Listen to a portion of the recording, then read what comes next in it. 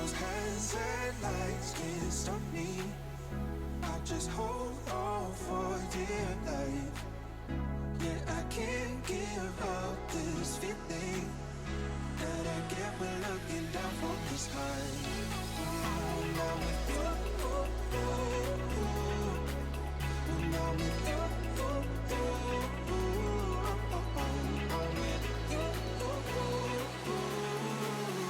that I get when looking down from this high. It's me now. Can't give up this feeling. It's me now. Can't give up this feeling. It's me now. Can't give up this feeling. It's me now. Can't give up.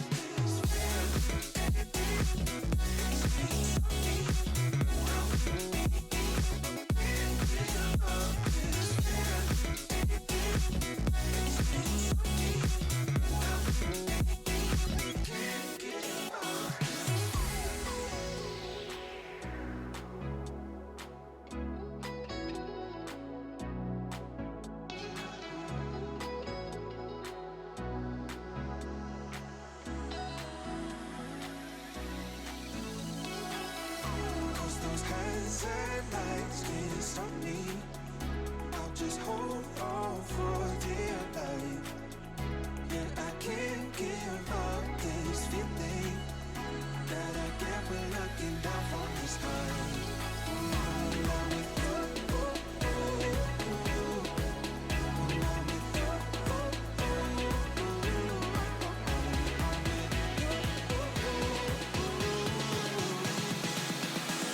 I can't give up this feeling.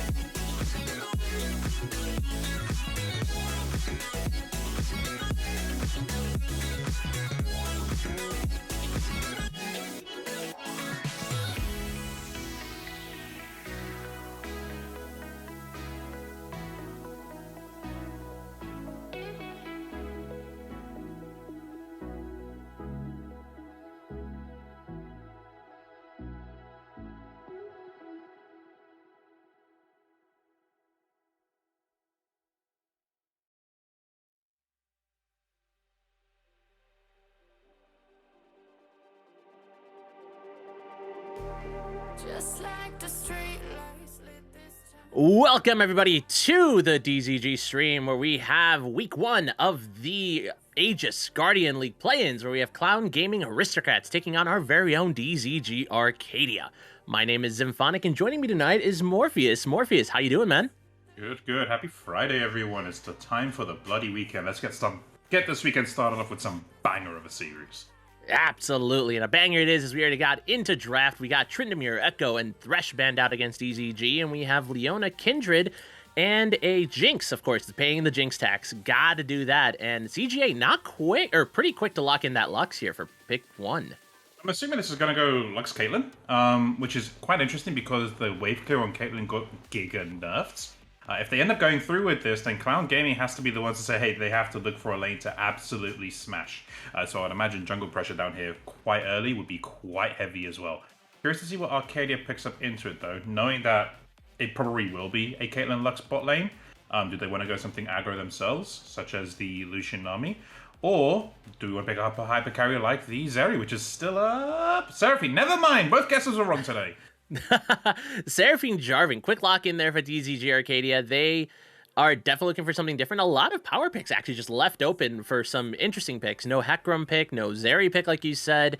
Corki, Victor, all these champions still left open, and we're going in with some some comfort, it seems, as CJ, have option of that Caitlyn, much like you mentioned, the wave clear was a bit nerfed, does pair well into Lux, does pair well with the Lux, and they would have to play fairly aggressively down there, and that may be what they do, but it's going to be a Lee Sin to match this Jarvan, looking for early pressure against early pressure for both these junglers. Yeah, since Jarvan is something we've seen over God knows how many seasons at this point now, and you can write a bloody book about it at this point. I would be very curious to see. Ooh, hello, darling, the Ashe coming in bot lane.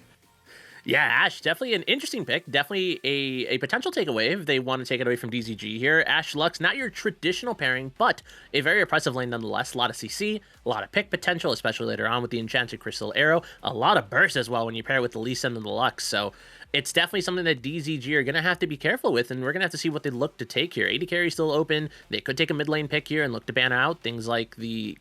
No, it's going to be the Varus. Okay, Varus, definitely a strong champion. Has gotten a bit stronger with some of the buffs to certain AD carries, also the nerfs to other AD carries as well. So definitely coming up as we're flying through these second picks as well. Orange Shen already taken off the table. Looks like the top lane is going to be the victim of the second ban phase. Yeah, I think one thing to point out is that Varus has generally always historically been pretty good into Ashe, just because it has the same level of lockdown, but also is able to spread to others as well. Clown Gaming, though, if they ever wanted to see what a pick comp looks like, this is it. Like, you have the Enchanted Crystal Arrow from the Ashe, the bindings from the Lux, Lee Sin is able to single out one target as well. But if you look on the side of DZG, you couldn't tell a more different story. Just tons of CC layering over more CC. You'll have the Jarvan flying in with the Cataclysm, Seraphine Ultimate on top, Varus Ultimate on top of that, as we see the Nautilus and the Jax ban. It's just banning out more CC at this point for both sides. Yeah, definitely. And a lot of targeting again to the top lane, aside for the Nautilus, but definitely taking away some of these strong picks from Chisa up in the top lane. The Jax Shen, definitely some of his preferences. Things left open, though. Things like the Singe. The man is a Singe monster if they want to take it. But I'm assuming this is going to be a mid pick. I would assume that things like the Corki, the Victor, even the Akshan are still available for GVG here. And it is going to be that Akshan. They're going to go for this double AD damage, so leaving a lot for AP to be desired. Seraphine can go an AP build if necessary, but definitely leaving that open, as CGA could just lock in a couple tanks here, make it a little bit more difficult for DZG to really tank bust here. Top and mid left open, a lot of strong picks still. Corki Victor still an option here for the mid lane should they want to go into the Akshan and just look to scale up, and scaling might be something that CGA looks to do. As it is going to be the flex. DZG reading the flex, banning out the Nautilus. They are going to send this Lux mid. Braum will be coming support. Even still with the Lux going mid, like very, very potent. As you mentioned, she is just going to be going straight damage at this point. I don't imagine we would be getting any more of a supported build if she did end up going down on the bot lane. So expect a ton of bursts to come through. Assumingly, this will be an Akshan mid lane, even though technically you could still flex the Seraphine to mid lane as well, or send the Akshans up. You could still hold one. You could still hold the support open at this point. Gwen, the blind pick, going top lane. Now on the side of DZG, you have to think, Jesus, do we see the Singed here? Do you think it would come out? That thing leaves bad memories in my head if you hashtag Elysium right there. But Singed here would give them a bit of a front line, cause a little bit of chaos on the front line, which is what they may want on the side of DZG, but they are still fairly squishy, so anyone who gets picked out on DZG right now, if you get picked out with a binding or an arrow or even a tag from Braum passive, you're in trouble here. You don't have much of a front line. There it is! The Singe absolutely locked in for DZG Chisa, looking to take that AP in the top lane. Finally picking up a little bit more of a front line. Jarvan, still a pretty tanky guy, but, the Singe definitely going to give him a little bit more to work with. Chisa, definitely a menace on that champion, looking for a lot of early plays on this Singe. The CGA comp, however, looking interesting to say the least. A lot of damage, a lot of front-loaded damage, a lot of Lux, Ashe pick potential, Braum potential, like you mentioned, with a lot of high burst. The Gwen definitely going to be a menace in the side lane should she get ahead. Not a lot of things on DZG's side are going to be able to really stand up to the Gwen. And the Gwen itself, with that Mist as well, is going to be able to dodge out on a lot of things like the various Corrupting Change, the Seraphine Encore ultimate, even the Akshan ultimate, should it be targeted on her and should he have the Mist available. It's definitely a way of dodging out on a lot of that damage, and DZG is going to have to be a bit careful about that because they don't, aside from Singe wave clearing and being this proxy menace that he can be, they don't really have a lot to match this Gwen, so they're going to have to look to play more of this team fight oriented, more towards this early game advantage, and not really let this Gwen go unanswered. Where CJ, they have a lot of ways of making things happen. They have the pick potential, like we mentioned. They have the burst potential as well. They have early aggression. They may be looking to play this lower side of the map as they do have a lot of early game damage that isn't necessarily matched by the bot lane of DZG. And I mean, just walking around, finding any kind of pick with their 4-man bot. I mean, they definitely can play for these early objectives. So we're going to have to see what each of these teams really want to do here. I think the biggest thing you have to look at on the side of Clown Gaming is that their pick potential is, like you mentioned, just seriously stellar. Any one of these DZG that's caught one moment out, you're not getting out of it. That you just won't. But even still, if you're on the side of DZG, if they think, okay, who is Singe realistically able to flip? Your only two options are going to be the Braum and the Gwen if you're at a 5v5 point. Do you want to flip a Braum into your team, who has shield, has ultimate as well, can cause a lot of disruption? Do you want to throw the Gwen? Well, you have to be inside Gwen's bubble, because, hashtag Gwen is immune.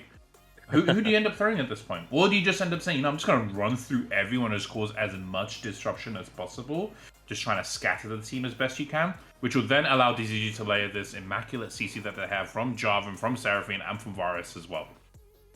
Yeah, I mean, that is a really good point to bring up. I mean, yeah, flipping anything into DZG is not necessarily the most favorable thing. Singe's going to be having a bit of trouble getting past things like the Ashe Volley, the Ashe Arrow, the Braum Q, and just the stack of the concussive blows, Lux Binding, Lux E. It's a lot of CC and even Lee Sin kick. I mean, if he runs in fast enough, I mean, Lee Sin could also just kick him all the way right back and force him to just start all over. So it'll definitely be interesting to see if DZG is going to be able to do anything super interesting or super effective with the Singe. You might have to look for a flank angle to be able to pick him off from a unexpected situation where CGA really, I mean, they have the pick potential. They have the engage like we've talked about. I mean, they don't necessarily have to be the aggressors here. DZG are the aggressors in terms of engage with the Varus, the Jarvan, even the Singe, and they can just play, or CGA could just play off of counter engage here.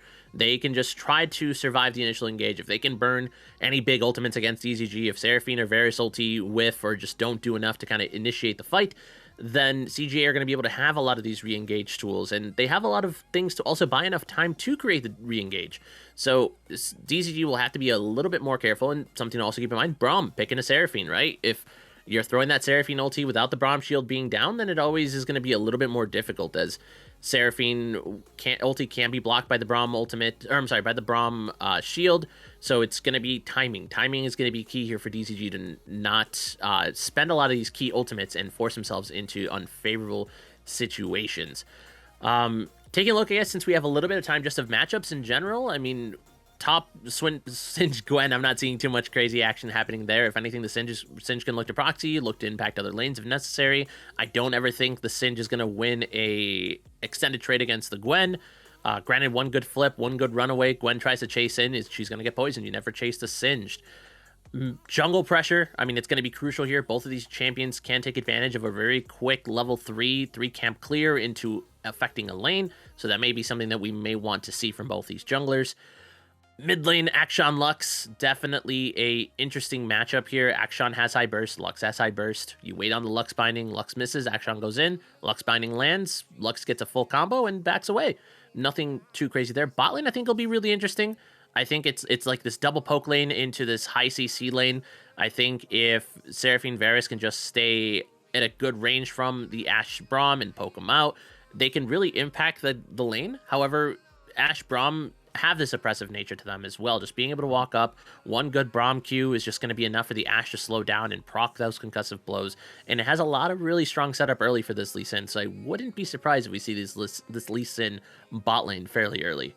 Yeah, my thought behind it is that if you look at which lane has the best gank setup potential, Gwen is probably just useless at that point when it comes to actual gank setup per se.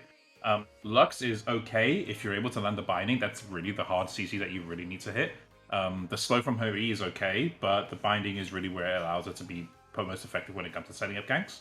Bot lane, you have so much available to you. You have passive from Braum, you have Q from Braum, you have passive from Ashe, you have volley from Ashe. There are so many ways for you to keep someone fairly locked down and pretty immobile, which will allow the Lee Sin to say, hey, I'm going to come down there now. If you are Seraphine or Varus, you have to think if either one gets tagged, you would imagine Varus would be the ideal one. Even though Seraphine does have a little bit of CC on her end as well, Varus does have the slow with the E, but at the same time, it's not as reliable as it is with a Ashe or a Braum. The slows last longer. Ashe is able, if one of them tags, you have to believe that they're going to be able to stack those concussive blows of Braum's passive pretty darn quickly.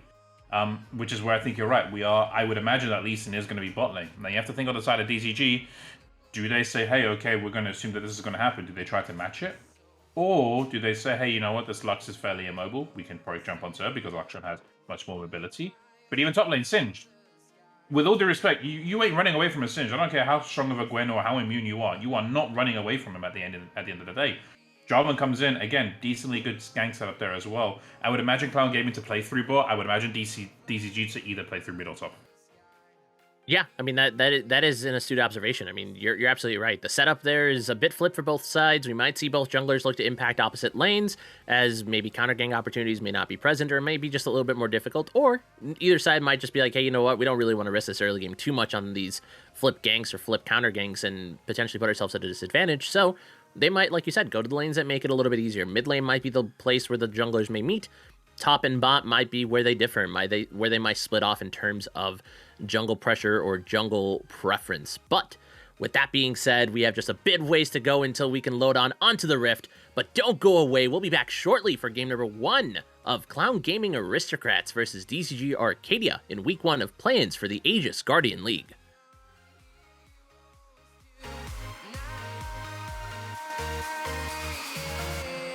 I've been flying from town to town, from London to Taiwan. I've been all around the globe trying to protect your soul.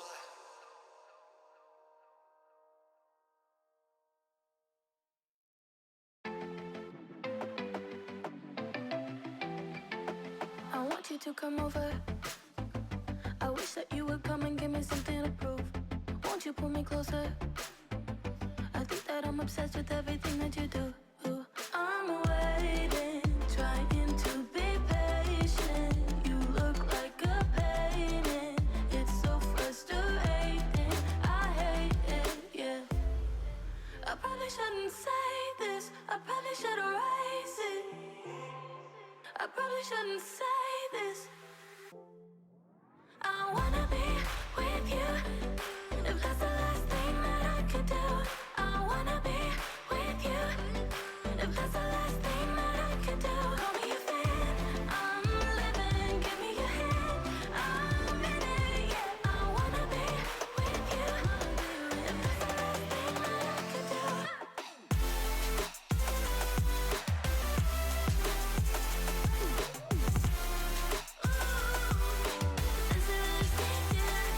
We've been making magic, and sometimes I get nervous but too good to believe.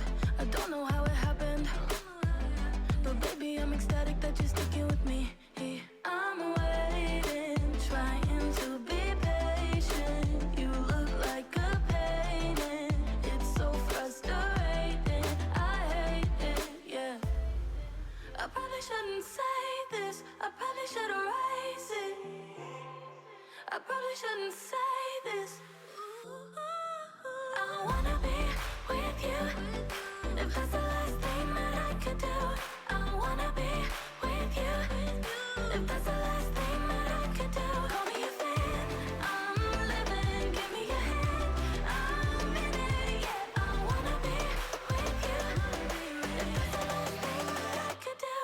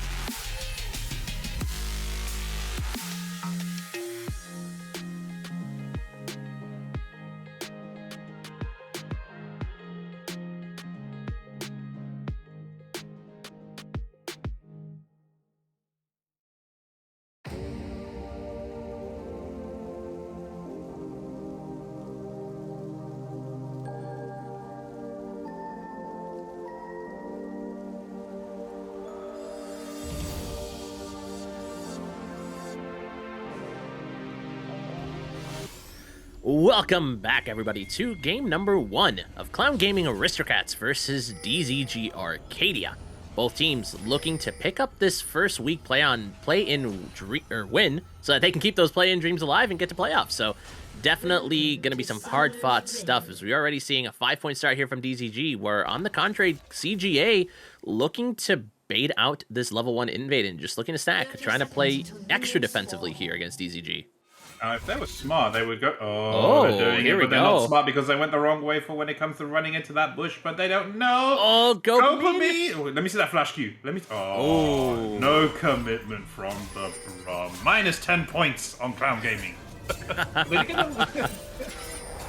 They are able to get a bit of vision there, but I mean, you got to commit. You got to try to get that early game advantage. Granted, if Flash or Flash would have definitely worked out, you got the Lee Sin Q. I mean, that's an easy follow-up. That's forcing the flash out of Varus there. But instead, Clown Gaming looking to just play it relatively safe, looking to keep those combat sums, or those sums in general, alive in this bot lane.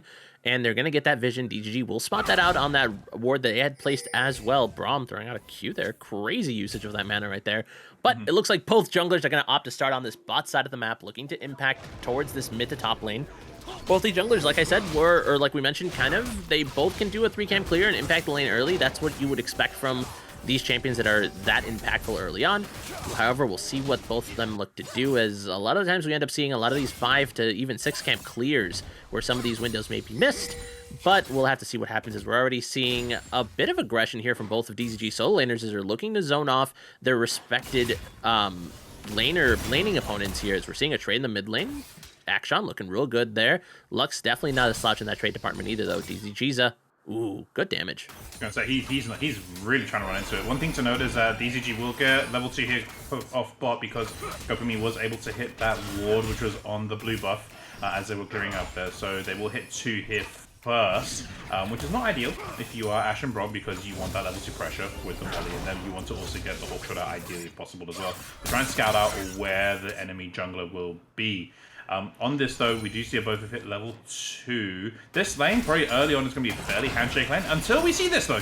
Yeah, because the blow is going to land. That's going to be the double Good CC. E there from Seraphine. Ignite going to be dropped here onto the Seraphine, not the Varus here. And that is going to be the exhaust use as well. Both combat sums going down early, but interesting choices made there. Flip coming up in the top lane. Good flip there. Good damage. But yeah, early aggression. I'm digging it from both these bot laners. Yeah, Scoops, I'll give that a nice 6 out of 10. Scoops it again.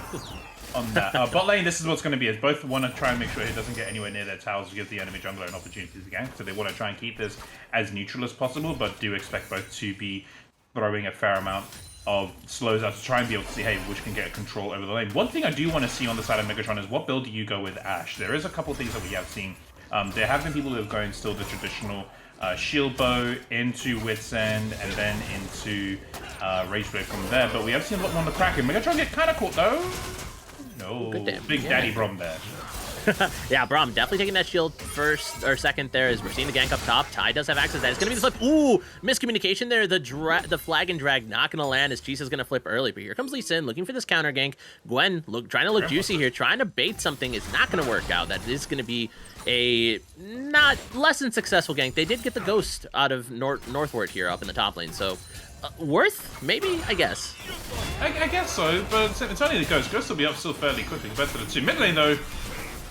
Yeah, mid lane, massive damage from both sides. Ooh, kills in the bot lane, also taking a lot of damage. GVG doesn't have hook shot available here. Does have flash there. It's going to be the flash. Ooh, the Lee Sin Sonic Wave going to hit that minion, and that's going to be a double sums being used here by the side of GVG. Doesn't have teleport, so Lux can look to push this in with the Lee Sin and get advantages. Actually, the Sonic Wave is going to stop GVG's back here. He's going to be forced to stick around and try to pick up some of this wave, while the Lux will be able to back. Ty there, looking back in the top lane. Chisa going to flip. Is actually going to end up missing the sticky goo, I think, but this fight is going to continue. There's no flash on Gwen. DZG Chisa really low, forcing the ghost here, but that is going to be enough. He's going to be able to go through those minions, and he's going to be able to pick up first blood with that poison trail. Oh, Chisa loves playing with your heart, doesn't he? Just when you feel that, yeah, I've got it, mate, this fool is dead. Nah, he just comes back and gets right back at you. Really good job on Ty for being up there, to being at the right place at the right time. Chisa being quite risky, now has flash up. I don't recall if he had it up during that fight itself, but at the same time, Northward almost, it was very, very close, and you have to think if you're on the side of Northward that, okay, I can actually fight 2v1 here. especially with Tai coming through as well. They've not layered their CC well over the last 2 to 3 times that Tai has been up there. We expect to hopefully see that change, but Northwest played that as best as he could. Yeah, I mean, absolutely. I mean, you're getting re-ganked there. Your jungler was no longer on that side of the map based on the fact that he was mid, trying to push in that wave. And, I mean, aside from not having Ghost, I mean, you gotta admit he almost got that kill. Just a couple more seconds, or just even a split second more to get another auto attack would have been that first blood. But, nonetheless, we are seeing a bit of cheese here, as we are seeing DZG Chisa here looking to come down bot lane. Ooh, GVG with the hook shot. Actually gonna end up going wide a little bit, not going to get the damage necessary. Chisa, I believe, will get spotted. He's going to find Lee Sin here, though. He's going to not be able to flip, as he's just not in range, but he is going to get spotted. That means that Gwen up in the top lane could look to push and pick up some plates here, but it looks like DZG will be using this Chisa advantage here to start up this first Drake and look to take advantage here. Sonic Wave is available. He's going to land 1600, 1400. He could go in. This is the lower amount of the smite, so it is not going to be an easy steal here for Lee Sin on the side of CGA, and that's going to be first Dragon going over to DZG. I'm assuming they're comfortable with this because Northwest is building up a humongous CS lead on top of it. It's actually about to flame Horizon Chisa within 7 minutes. If you found one sooner than that, please tell me, because I'd be very curious to see when the last time someone got Flame Horizon this bloody early on in the game. But this was good on the side of DZG. They used the advantage of having Chisa down there to say, hey, you know what, we want to make sure we at least nail the first Drake here. This tells us that objective control is probably going to be pretty darn important for them. Chisa is not going top lane, though. IG is running down mid, while mid lane is still having a bit of a fight here, knowing that Lux has no ultimate. Yeah, some trades coming in. GVG taking a little bit of the worse for wear for that, as Lux does have access to that shield as well. So Chisa, though, much like you said, not going to the top lane, maybe looking to go towards this mid lane. Wave is in the middle. Chisa could look to loop around, does have access to that Ghost in just a bit, does have Flash available as well. There he comes. It's going to be the grounded. He's not going to be able to flash here. That's going to be the flip. GVG is going to be able to chase. Ignite coming down. One more auto is going to be enough. Actually, Chisa will be taking that with that auto poison trail. Another kill going over to DZG top laners. Tai forced to be up in this top lane, forced to catch this wave. Chisa, though, even though he picked up that kill, is down 40 CS right now at the 7-minute mark. So definitely a bit of a dangerous game that he's playing by impacting these lanes. However, I mean, he is coming back with 2 kills. It is going to become a little bit of that gold deficit, and DZG will amount themselves a 1,000 gold lead at the 7.5-minute mark. Oh, bro. Fighting the bottom. That's going to be heal coming down as well. Braum putting up the shield, and that's going to be the spell, the summoner spell coming down for the side of CGA, putting DZG at a bit more of advantage, a little bit more safety down here, and they may look to all in at level 6 with those CC ultimates. You want to just hop on one little point as well. If Chisa got both kills, is probably the best thing that could have happened to DZG, because the amount of time that he spent out of lane to be able to set up these 2 kills here was absolutely needed. Had it gone to anywhere else, you have to think, okay, it's nice getting into, for example, on Akshan or on a Jarvan, but you're just setting yourself further behind. At this point, he's able to at least be able to say, hey, I can at least keep up on item-wise. I can build a proxy if needed. He's pushing Northwest back into the tower now. Northwest is 6. Oh, chains missed by Gopamine. Yeah, grabbing chains going wide. Grabbing chain's gonna go wide. Yeah, that is gonna be unfortunate, as that was the point they were looking for. They were looking to make use of the lack of heal there, but unfortunately going just a bit short there. Lee Sin is on the bot side of the map. DZG's bot lane needs to be a bit careful here, as they are maybe looking to impact this. DZG not aware of what's going on. They don't have vision in the river. They're stepping up dangerously close. Backfries might be face checking. This is gonna need a Sonic Wave. That's gonna be the flash kick backwards. And Concussive Blow's not there. Ash not 6 yet, but that is still gonna be enough, as that Megatron gonna be able to pick up that kill onto Magpie's. Tai trying to land. That is going to be Cataclysm going in. That's going to be the kill picked up 1 for 1. DZG. GVG here, though, trying to clear up this ward. Is going to get spotted out by that red ward, but overall, 1 for 1 support for jungle, as Ash picks up a kill, and so does Tai on J4. Yeah, that was a little messy on the side of Clown Gaming, because had they synchronized that a little bit cleaner, Magpies would have had the chance to be able to run out as much as he did. Probably would have been able to get the kill a little bit quicker over as well, and not have to risk Tai and GVG being there as well. This mid lane just loves poking each other. Have you noticed that? They're just like, hey, let's just poke each other all bloody lane at this point. But this was great on the side of Clown Gaming. Like, you have to think, okay, we're trying to get more of an advantage, getting the gold into Ash. Now, while Ash is not considered a heavy carry, I am going to be very curious to see what she ends up going for. Like, oh, we got more another ground flash flip, and that's going to be more damage. Look, Final spark coming through. One more auto will be enough. GVG will actually not pick up the kill. Chisa will. GVG going to be able to use that hook shot. We'll get away from that. Neither work. And that's DZG Chisa. Good flip into the turret. Oh, the ultimate action ultimate coming through. Lee Sin will be forced to block that. Overall, another kill going over to DZG Chisa. Roam's paying off as even Gwen was pushed down to this mid lane. So no way of picking up any counter kill or counter CS here. Chisa all over the map. Dude, Easton played that as best as he could, binded both GVG and Chisa there to be able to get as much damage as he could. Got this final spark off as well, which allowed a bound to potentially make something happen as well as North were. I do genuinely feel like that DZG needs to clean up these games, because while it's nice that Chisa is able to flip and scoop them up, they haven't really been layering their CC as well as you would want to see. I would imagine in team fights that becomes less of an issue because you have multiple levels of CC that you can throw out there. However, saying that, Chisa, 3 kills to the good. What we said that before, yes, he's half the farm, more or less, of what Northwood is definitely strong as far as the champion goes. 6 stacks on the rings as well. Abound here is trying to make something happen, but Vision getting him caught out again on top side. The entire top side of the map is lit up like a Christmas tree, especially with Jarvan around here as well. Magprize is also here as well. This is interesting, leaving Gopamine down bot lane by himself to be able to get the solo CS. They are looking to finish off the Herald here, which I believe they just completed. They'll be trading Vision on the bot lane. Did they take Drake here so soonish? But imagine they take it knowing that Herald has gone down. Yeah, there you go. I mean, absolutely. I mean, they get priority to this Herald, and it looks like DZG is gonna just go ahead and look to give this up, whether they're aware of it or not. They're just saying, hey, you know what? We don't care about this Ocean Dragon. We'd rather get this Herald, try to push an advantage elsewhere. And meanwhile, Gopamine is gonna pick up a couple of waves down there, actually getting about a 20 CS lead. Not able to push the wave all the way as the rest of CGA was there at the Dragon, and he's gonna be forced to back off here and try to wait for the wave to push back or reset with the bit of gold that he does have left here. But it looks like he will stick around, try to drop some vision for himself, and wait for Magfries to get back in the lane so that they can go ahead and start pushing to this next wave and continue that advantage. Top lane, we do see Chisa, though, looking to start this proxy, saying, hey, at this point, I'm 3 kills ahead. You're probably not going to be able to do anything against me, even 2v1. So I'm going to start proxying, and I'm just going to make up my gold that way, and you're never going to hit my turret. But the collapse can happen. Northward is here, so is Abound. Chisa's going to blow the ultimate as well as the ghost here. Trying to get away. Good rounding here, though. Sonic Wave gonna land. Chisa dangerously low though, but that ghost might be enough. Looking to dodge this next Sonic Wave. He goes left, he goes right, he gets red smited, but that's not gonna be enough. Shutdown going over to Abound here with that Sonic Wave. Have you ever seen somebody like, which I'm going to go now? Left or right? Let me break your ankles now. I'll break my own. Really well played by Chisa. Kept him as busy as long as he could, which allowed the rest of DZG to get the Herald off mid lane. One thing I do want to point out, if we look at Megatron and Gopamine here as well, item-wise, Ashe is going what looks like the Immortal Shuba. Oh, GVG! Oh, GVG staying a bit too long. The Immortal Shuba gonna pop. That's gonna be Final Spark, and that's gonna be the binding and the kill. GVG misplaying that quite poorly there, and he is gonna be taken down. Not a shutdown, but a good kill. That's gonna be the Sonic, or the Cataclysm gonna land here as well. Flash corrupting chains, the CC chains going wide. TI gonna go, no, he's gonna be able to live in Magfries. He's gonna be able to pick up the kill there. So 1-for-1 across the board here. Lee Sin coming down here as well. Extended fight could be drawing near though. Ty gonna back away here. Abound trying to see if he can find something. Magfries walking within range here of the Sonic Wave. Should she stick too close to that wall? You gotta believe that's gonna be in. And Janet Crystal gonna go. Sonic Wave not gonna be enough. That's gonna be the dash forward. Flash coming through. Abound going to be separated from the Ashe here. Megatron coming up far forward. Gopamine trying to trade back, but that seems to be what's going to happen. Flash for Flash coming out for support and jungle as the fight going to continue a bit more as it looks like the side of CJ looking to just crash this, but we do see Chisa walking down. Ty's here as well. Another one. Here we go. I don't think you'll get there in time, though. One thing to keep a note of is we got a very good insight into what the team fights may potentially look like.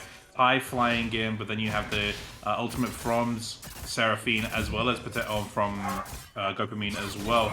We have to see, hey, the Braum here, the Braum shield is going to be invaluable. Never mind, GVG potentially getting picked up knowing Chisa is... Yeah. Jesus here? That's the grounding? That's the flash available? No. Ooh. Not want to get baited in there by the concussive blows. Chisa gonna back off there. But meanwhile, top lane, Northward just continues to extend his lead. Almost 10 CS a minute here. Going up almost 70 CS, actually. Almost 60. No, 70. 60. I can't do math. Don't listen to me. It's like 60 CS above Chisa here. But he is still keeping up. Regardless of those kills that have been dropped or picked up by Chisa, Northward doing a great job keeping up. Trying to match. That's Final Spark. That's full combo. GVG does have hookshot available. Is going to be able to dash or hookshot away. But that's a lot of damage that he's taking. That's the shield bow once again proc to save his life. I think at this point you have to be careful that Eastern has been landing these bindings pretty darn frequently. So on the side of GVG, you have to be a wee bit more careful if he decides to even step up at this point, because if he's been landing those, imagine in a team fight is able to land them, as well as you have the Ashe behind him, as well as the Lee Sin and the Gwen there as well, Braum to be able to give them more survivability. You're starting to see on both sides what the compositions look like once they're able to land what they want to land. Cheezer, though, is being an absolute menace top lane. Though. I really do feel like this Singe is either going to be... It's just going to be the factor if they end up winning or losing this game. Yeah, I mean, absolutely. I mean, Cheezer definitely being the most fed member on the side of DZG, definitely going to be the one who causes a lot of disruption. Kind of a poor man's ultimate there is, ooh, the Enchanted Crusader and the Sonic Wave are going to go wide. McFry is using those happy feet to be able to get around there, and that's a big cooldown being used here by the Ashe before this Dragon's coming up. That's 51 seconds to the Dragon. It will not be up in time for that subsequent Dragon fight, so we're going to have to see what DZG wants to do. Mid lane turret going down. That's going to be the first one of the game, so that's an extended gold lead. That's going to be the Encore. It's going to be extended. Charmed, rooted. Braum eating a lot of damage. The knockup is there as well. Just a few more hits is going to be what's needed, but he might get away. Kill is going to be able to slow down. Ooh, that's going to be the Jarvan Q to pick up the kill there, and that's going to be a good pickup by DZG right before this Dragon spawns. Braum will have to be walking back to lane as it goes up, and we're seeing DZG converge onto this bot lane turret, looking to extend this push here. Chisa and GVG looking to walk their way down, but all the meanwhile, Northward has been able to pick up this top lane turret as well without any competition, extending his lead once again. But DZG looking not to put much more pressure on their Dragon coming up in 7 seconds. So you gotta believe DZG is going to be looking to pick this up and put themselves one step closer to this soul point, as it is going to be Mountain Drake. Lee Sin on the backside, though, always has access to that Sonic Wave and can outsmite with the Smite and the Sonic Wave. McFry seeing a lot of damage. He's going to be able to sidestep that final spark, as there just was not enough vision there to be able to land that. DZG Chisa is here. He may want to play some interference here. Sonic Wave is available. The Dragon might be set, but it is going to be enough. That's going to be the Smite and the Action pickup here. That's going to be second Dragon picked up by DZG. Dude, that was 5 people there that they ended up... Kudos, you ended up getting the kill onto the Braum and getting Drake there as well. The amount of gold into Northward's hands right now, though, is going to be absolutely massive. This Gwen is going to be scary if you don't deal with it soon. Interesting first pickup by Cheezer, though.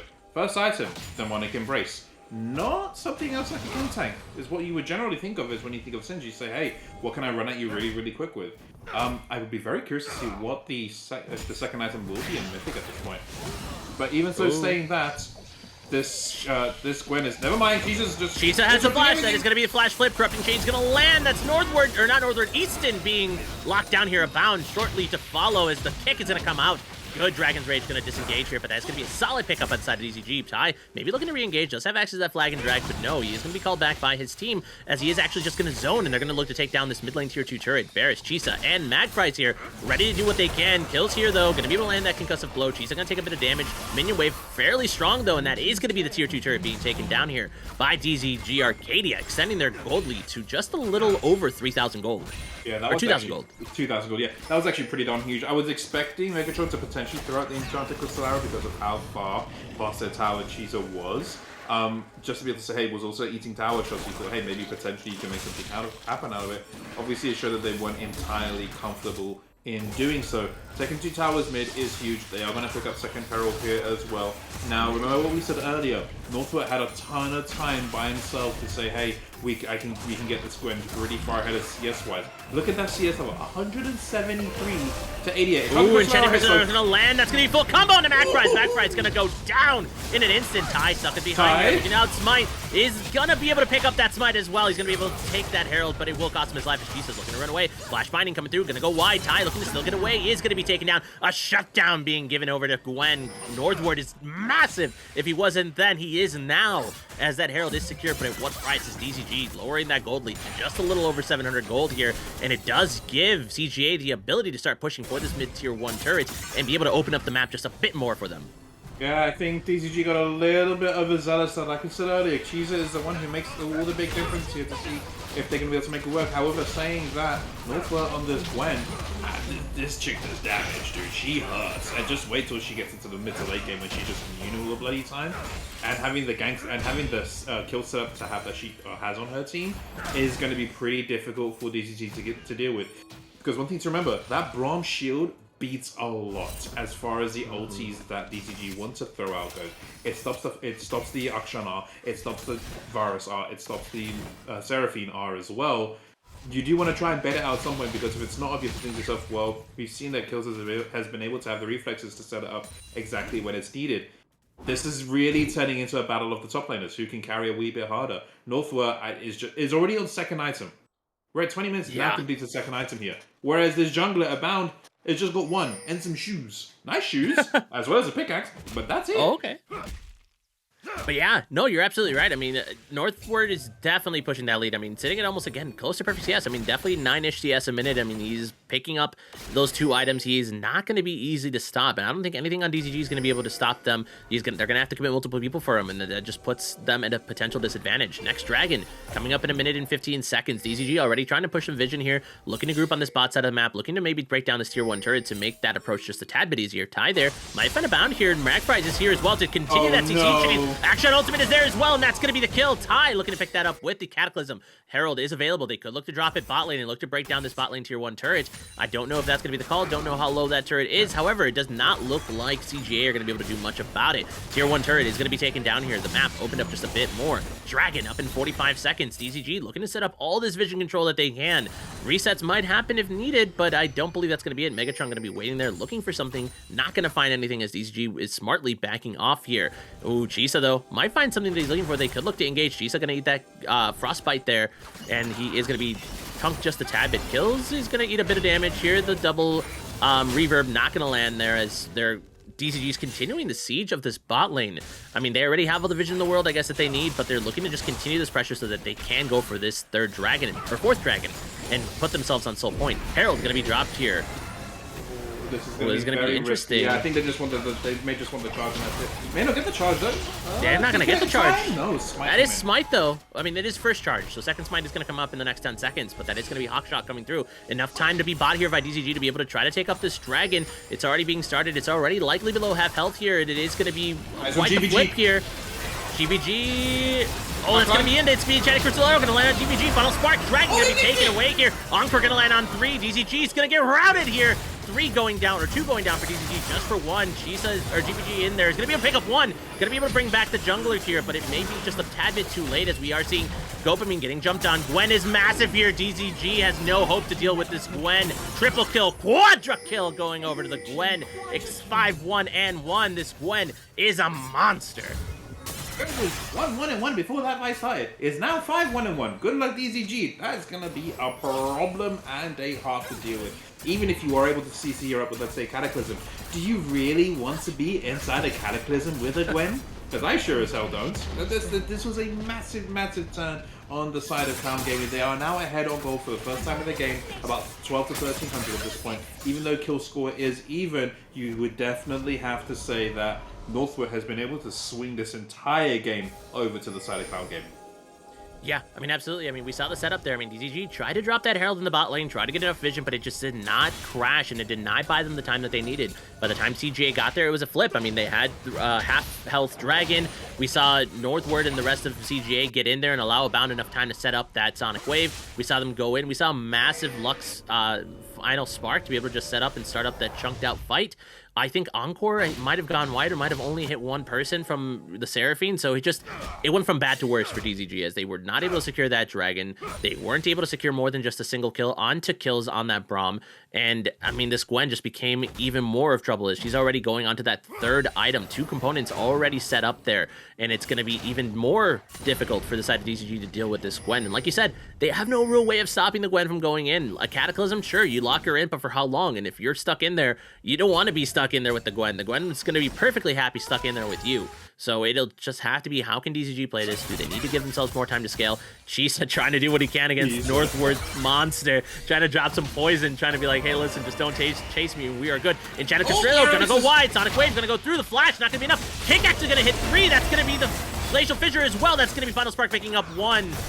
Ty not long for this world either. Gonna get CC'd. Abound gonna pick up the kill as well. Gopamine the only survivor of this 3v4 fight, and that's surely gonna be the Baron for the side of CGA. I went or down to not. 500 IQ play from a bound. You thought as he went in, you were like, okay, Kit coming in onto Magpie to send it back into the team. No, a bound waited for about a second and a half to then kick Magpie into both Tai and Gopamine, knocking all of them up at the same time, which set up the Lux to be able to throw in the ulti as well, which allowed them to. You could have easily been a 3 dead at that side, at that point on the side of DZG. GVG here is gonna maybe try. Nope, never mind. No miracle still inbound. Yeah, I mean, GVG gonna be fairly difficult here. Baron, under 3,000 gold. That is gonna be a teleport for Northward. Just gonna be enough to dissuade DZG from trying to get in there. 2,500. There really is nothing DZG can do here to take it, and that is gonna be the Dragon Secure. However, that is gonna be, or the Baron Secure. That is gonna be a teleport being used, maybe a little haphazardly. It does put DZG in a little bit of a position where they might be able to do something. However, Baron gonna make it real difficult, as we see Northward actually came in with that third item bot, Cosmic Drive, picked up for him, and it is gonna be near impossible at this point to take him down unless DZG is willing to commit 3 to 4 members to just try to pick up that bounty. Yeah, one thing to notice that we're looking at now as well is after that Baron gets shut down, this is the biggest gold lead we've had all game. Just over, well, we are just shy of 3k gold lead on the side of Clown Gaming. Now the fact that this is, remember, where we saw DZG getting their kills was when Cheezer was able to roam the map, Cheezer was able to be that extra advantage factor, that 12th man, if you would say, to be able to outnumber anyone that they had on the side of Clown Gaming. At this point, if you're on the side of Clown, just group up as 5. What are they going to do? They don't have that advantage of saying, hey, Cheezer's just going to be able to run into the backline and flip someone. It was the worry that we said they may have earlier before the game started as well. They just took bot tower. They are going to push into inhibitor turret here as well. GVG is going top lane to try and have to clear that wave. Cheezer here is underneath tier 2 mid bot tower. This tower is not lasting very long here. I don't know what a Singe can do in this situation. Even throwing poison at us. What can you do? Yeah. No, I mean, yeah, you're absolutely right. There's really nothing that DZG could do to stop that turret. Right now, they're just going to have to kind of bite their tongue and just kind of wait it out. Try to stop the bleeding as much as they can. Try to soak up these waves. Try to get a couple more items under their belt, as we see Varus or Gopamine here having finished up 2 of his 3 items here. Still working on that 3rd item. GVG also sitting on 2 items. Tai, though, unfortunately, still sitting on 1.5 item. Magfries as well, only sitting 1.5. Granted, she is a support, so most supports are matched up there.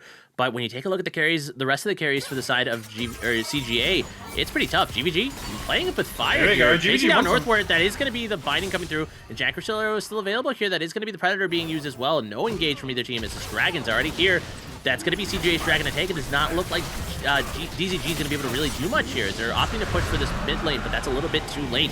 Baron and Power recalls coming through. Waves are being pushed down. It's DZG looking to take as much as they can from the enemy jungle, trying to just pat some of these gold stats and trying to pick up or get as close as they can to the next item. But they may be playing with fire by sticking on a little too long here. They will be able to take this top side jungle. They will be able to take this top wave, but that's just about it. That's all DZG could trade for this 3rd Dragon for the side of CGA, putting them on Earth Soul or Mountain Soul point.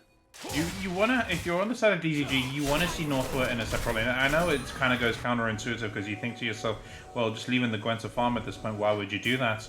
You don't have that extra man advantage. You don't have no one except for Northward can really stop Cheezer. Cheezer's not going to go running into a really fed Gwen at this point. You would think to yourself, okay, maybe we can run onto someone else. Well, think about Ashe slow, Braum slow, Lux binding and slow, Lee Sin kick. There are many ways to now be able to keep Cheezer out, especially since the teams are grouped. And I don't think we're really going to be seeing that often a man advantage on the side of DZG. I think it's just going to be straight even numbers at this point. Rocket Belt was picked up by Cheezer though, so is giving him another option to be able to get into the back line. I don't know who you flip on the side on Clown Gaming though. Like if it's not the Braum, do you want to flip the Gwen at this point? I sure as I wouldn't.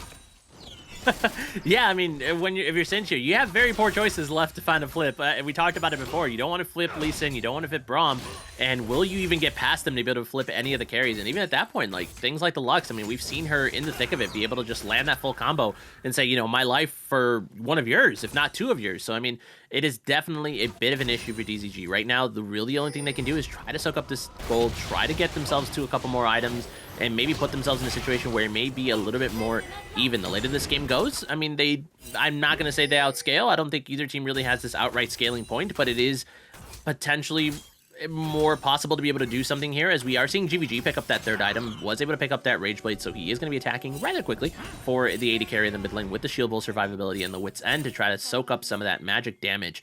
It's just DZG needs to look for a potential pick. I mean, that's kind of the only thing they can do, but do they have the resources to do it? Can they find a flank? Can they find enough burst to be able to turn the tide into a 5v4 situation? Right now, they seem to be playing rather aggressively here, as they're going to be able to group up as 5, push out this wave, and look to work their way upward towards this Baron that is coming up in a minute and a half. Vision control is going to be laid out. They are going to look to sweep up.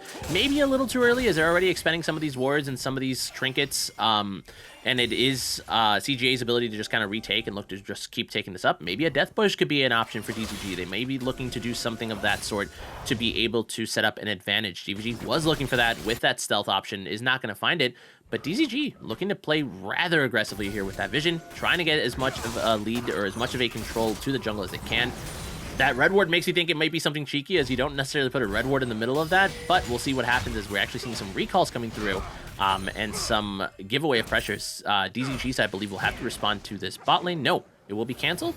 It will be restarted. I'm uncertain what DZG is looking to do here, as this Baron coming up in 45 seconds, but here comes the retake of Vision that I just talked about. This is all up to CGA to start retaking this Vision, and DZG is not in a position to contest, nor to maybe cheese a pick here. Hawkshot coming through. DZG Chisa is going to blow, not the Ghost yet, it's going to blow. Here we go, Chisa! That is going to be the Encore coming through. That's going to be a lot of damage. That's going to be the Teleport coming through. That Jack going to land on Magprise. That's going to be a massive final spark. A lot of damage there. That's going to be Northward chasing down the rest of DZG. Needlework coming through. Dopamine, not long for this world. One more auto will be enough, and that is going to be the kill. That's going to be a 4-for-1 for the side of CGA. GVG, last one left. Volley gonna hit. Oh, no. Gonna block all that damage. Shield Bow gonna go as well. Hook shot not gonna be enough. An ace going over to CGA, and that Baron will be theirs for the taking. Second one of the game as they extend their gold lead to 6,000 gold. Just Gwen is just running away with this. When we said scaling at the beginning of the game, we said, okay, like you mentioned, there's not a lot of great scaling on both sides. Yes, Archon gets strong. Maybe not so much with the on-hit build that he has it, because he wants to try and stay alive, particularly with the items that set he's built. Try and stay alive against Easton. But not this. Gwen just scales ridiculously well. Has also picked up, is now got a stopwatch down. Like, how are you going to kill a Gwen? I mean, if you're on the side of DZG, that's the only thing you can really do is, like I said at the beginning of the game, if you're Cheeser, it has to be on you to say, hey, you have to proto belt forward, you have to flash forward, fully commit, and you have to flip this Lux. I genuinely believe that if this Lux is able to stay alive and at least get one full rotation off with the ultimates, it just completely turns the fight. But it's very difficult to do that because you have to think how much CC there is on the side of Clown Gaming. And yes, knowing Singe is a very comfort pick for Cheeser, I don't know how you get to this backline with the amount of CC that's in the middle of it. They're going to see you running in. They're going to throw something at you and slow you down. Like, at that point, what do you do? Next Drake is up here. This is Soul. That misses, but yeah, they this don't is want to Soul. DZG's going to have to fight. Magprise is taking a lot of damage. Final Spark going to go wide. That is going to be Northward, though, here. He's going to go immune with that Shade. He is going to be trying to do as best as he can. Jisa and GVG trying to do what they can. He's going to get flanked. Northward's going to go Legendary. Cataclysm locking in Northward as well. Dopamine trying to do what he can. Double kill coming through. Stopwatch still available, but that is going to be the shutdown going over to Gwen, or going over to Dopamine. Dopamine's going to go as hard as he can. He's going to get taken down by the lead sin here. Magpie's last soul available here for the side of DZG is going to be taken down. What looked to be a really good fight here for DZG just was not enough, as Gwen had already done the damage, and Abbound is going to do what he can along with Megatron to pick up the ace and this Mountain Soul for the side of CGA. I don't know what happened there. I don't know how Northward died. I kind of missed it because I was trying to keep an eye on Abound to see if he was going to die or not. That was huge. I don't even recall who the shutdown went on to. It may have gone on to Magprise. However, that was big for the side of DZG because, yes, even though bounties are still up at this point, you have to think Soldar's gone over, but it shows, hey, you could have potentially won that fight. Downside is, Gwen's now got Mountain Soul. So, what do you kind of do from here? They don't really have a lot to do with her, in all honesty. Anti-heal is starting to come through on the side of Ty, as well as Dopamine. Magpie's hat is still not picked it up yet. I imagine that would be the next one as well, because this Gwen just goes through so much healing. Even the Lee Sin has a fair amount on that side as well. I think they may have been the last straw for DCG, because I don't see how they win the next team fight at this point onwards. 7k up. Northwest has to play a fight, next fight just a little bit better for this game to kind of just be over. Yeah, I mean, absolutely. I mean, that was kind of the last shot, right? I mean, you saw a really good fight. We saw Gopamine be able to pick up that kill on the Northward as he was not able to use the stopwatch. I guess he just kind of got a little too hyped, looking to chase down. Didn't expect that the enhanced damage from that light active into the piercing arrow, and that was what picked up the kill. However, like you said, it just wasn't enough. Ooh, double binding coming through, chunk of damage, but I mean, it supports Seraphine, not a lot of damage there. Northward's going to be able to eat up a lot of that damage with that harrowing mist, as he is going to be able to bait out maybe GVG from stepping out. This Baron Siege is going to continue. Double root though. Northward going mid lane. This could be the chase that DZG wants. They're not going to be able to find it. Northward still in the mid lane, though. DZG a little bit afraid here to pull the trigger. Chisa getting chunked down by this Lux, who still has 20 stacks of the Magi. You have to fight now. That there. That is going to be the final. That's going to be the final spark. That's going to be the corrupting change as well. Just not a lot of damage. They're not being able to burn through the front line. Gopamine going to get taken down as well. Chisa just not doing enough back there. GVG back into the back line. Not going to be able to do much, as he is going to be able to go golden here, trying to buy as much time as he can, but he is going to be taken down. Double kill being taken over, and that was without Northward. That's going to be a 3-for-0 for the side of CGA. Chisa going to get chased down here by a bound, though. Can Chisa live? The Sonic Wave going to go wide, trying to stop these recalls as the rest of CGA sieging this DZG base. Inhibitor number 1 gonna go down. It looks like they're gonna look for the end here. Is really what is there to stop him? Seraphine going for that support build, not really gonna be able to do much, trying to buy as much time as she possibly can. Final spark and binding gonna land, just one more snip, and that's actually gonna be the needlework to be able to take down the kill. And Northward gonna go 10-2-5 as CGA will lock in that first game of the series. That was they had to fight at that point. DZG saw it was a 4v5. They saw the Gwen was mid lane. If you don't engage her or fight, she just slowly takes your base. So I think it got to the point where, knowing that they were 45, they were just too far behind to be able to do anything. Eastern was able to just stay alive for as long as possible, get a full rotation off on this Lux. Abound was alive for much longer than we actually thought it would be, as we're able to get the damage charts up here, hopefully. Thank you, Riot Client, for always being trash and taking care of us when you're actually meant to. Damage is coming through 25,000 damage from this Lux, significantly eclipsing anyone else on the side of DZG. The Gwen only did 15k. That's crazy. But that 15k was very pivotal in that game. Yeah. I mean, absolutely. I mean, despite all those kills, it looks like the Gwen really was just there for cleanup. I mean, 5 of those kills were really set up by the team fight, which is what kind of got her to that more power spike, but she was just difficult to kill. Like, regardless of the damage, minimal or a lot that she did, really, there was no way to stand up to her if you're DZG. If you go into a 1v1 fight, I mean, those numbers would have spiked because there's no way to kill her. However, DZG, Chisa, and Gopamine, no slouch in that department either, coming up at 19 and 18, the second and third most damage in the game. Really, the Lux was the biggest issue for the side of DZG. No way to go around it. One binding equals into Final Spark, equals into full combo, and that was majority of the team fights. It was just Lux finding a good binding, finding a good Final Spark angle, hitting 2, sometimes even 3 people from the side of DZG, and really setting up the precedent for the fight to just go down in flames. I mean, DZG are really going to have to think of what they can do to stop CGA from getting these comforts. Maybe a Lux ban, maybe a Gwen ban. I mean, those were really the pivotal things for the side of CGA. I mean, DZG looked good in the early game. They weren't giving up much. It was a very slow game, to say the least, but at that point, I mean, maybe it's less roaming from Chisa. Maybe you give less of a CS lead to this Gwen to be able to just kind of start stacking up these items, but we'll have to see. We'll have to see what DZG can do in game number 2, as we'll take a short break just to set up that game 2 lobby, but don't go anywhere. We'll be back for game number 2 of CGA versus DZG.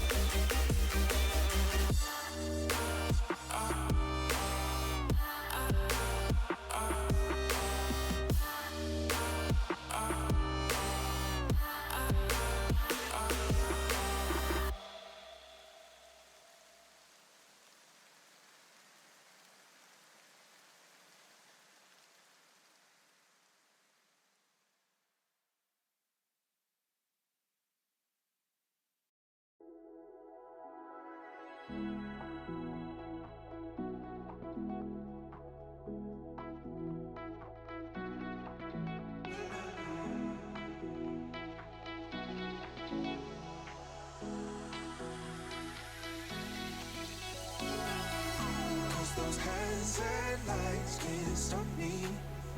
I'll just hold on for dear life. Yeah, I can't give up this feeling that I get when looking down from the sky. Now with you, now with you,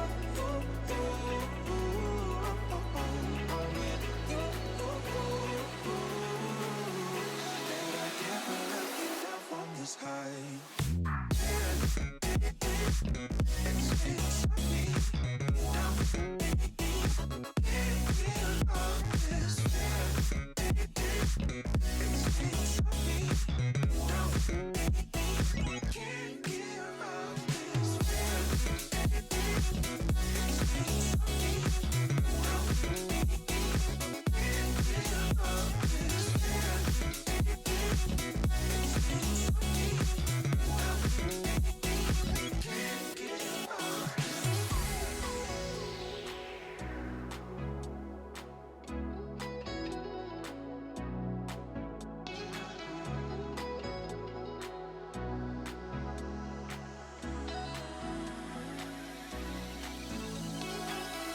Cause those hands and lights can't stop me. I'll just hold on for dear life. Yeah, I can't give up this feeling that I get when looking down from the sky. Now with you, now with you,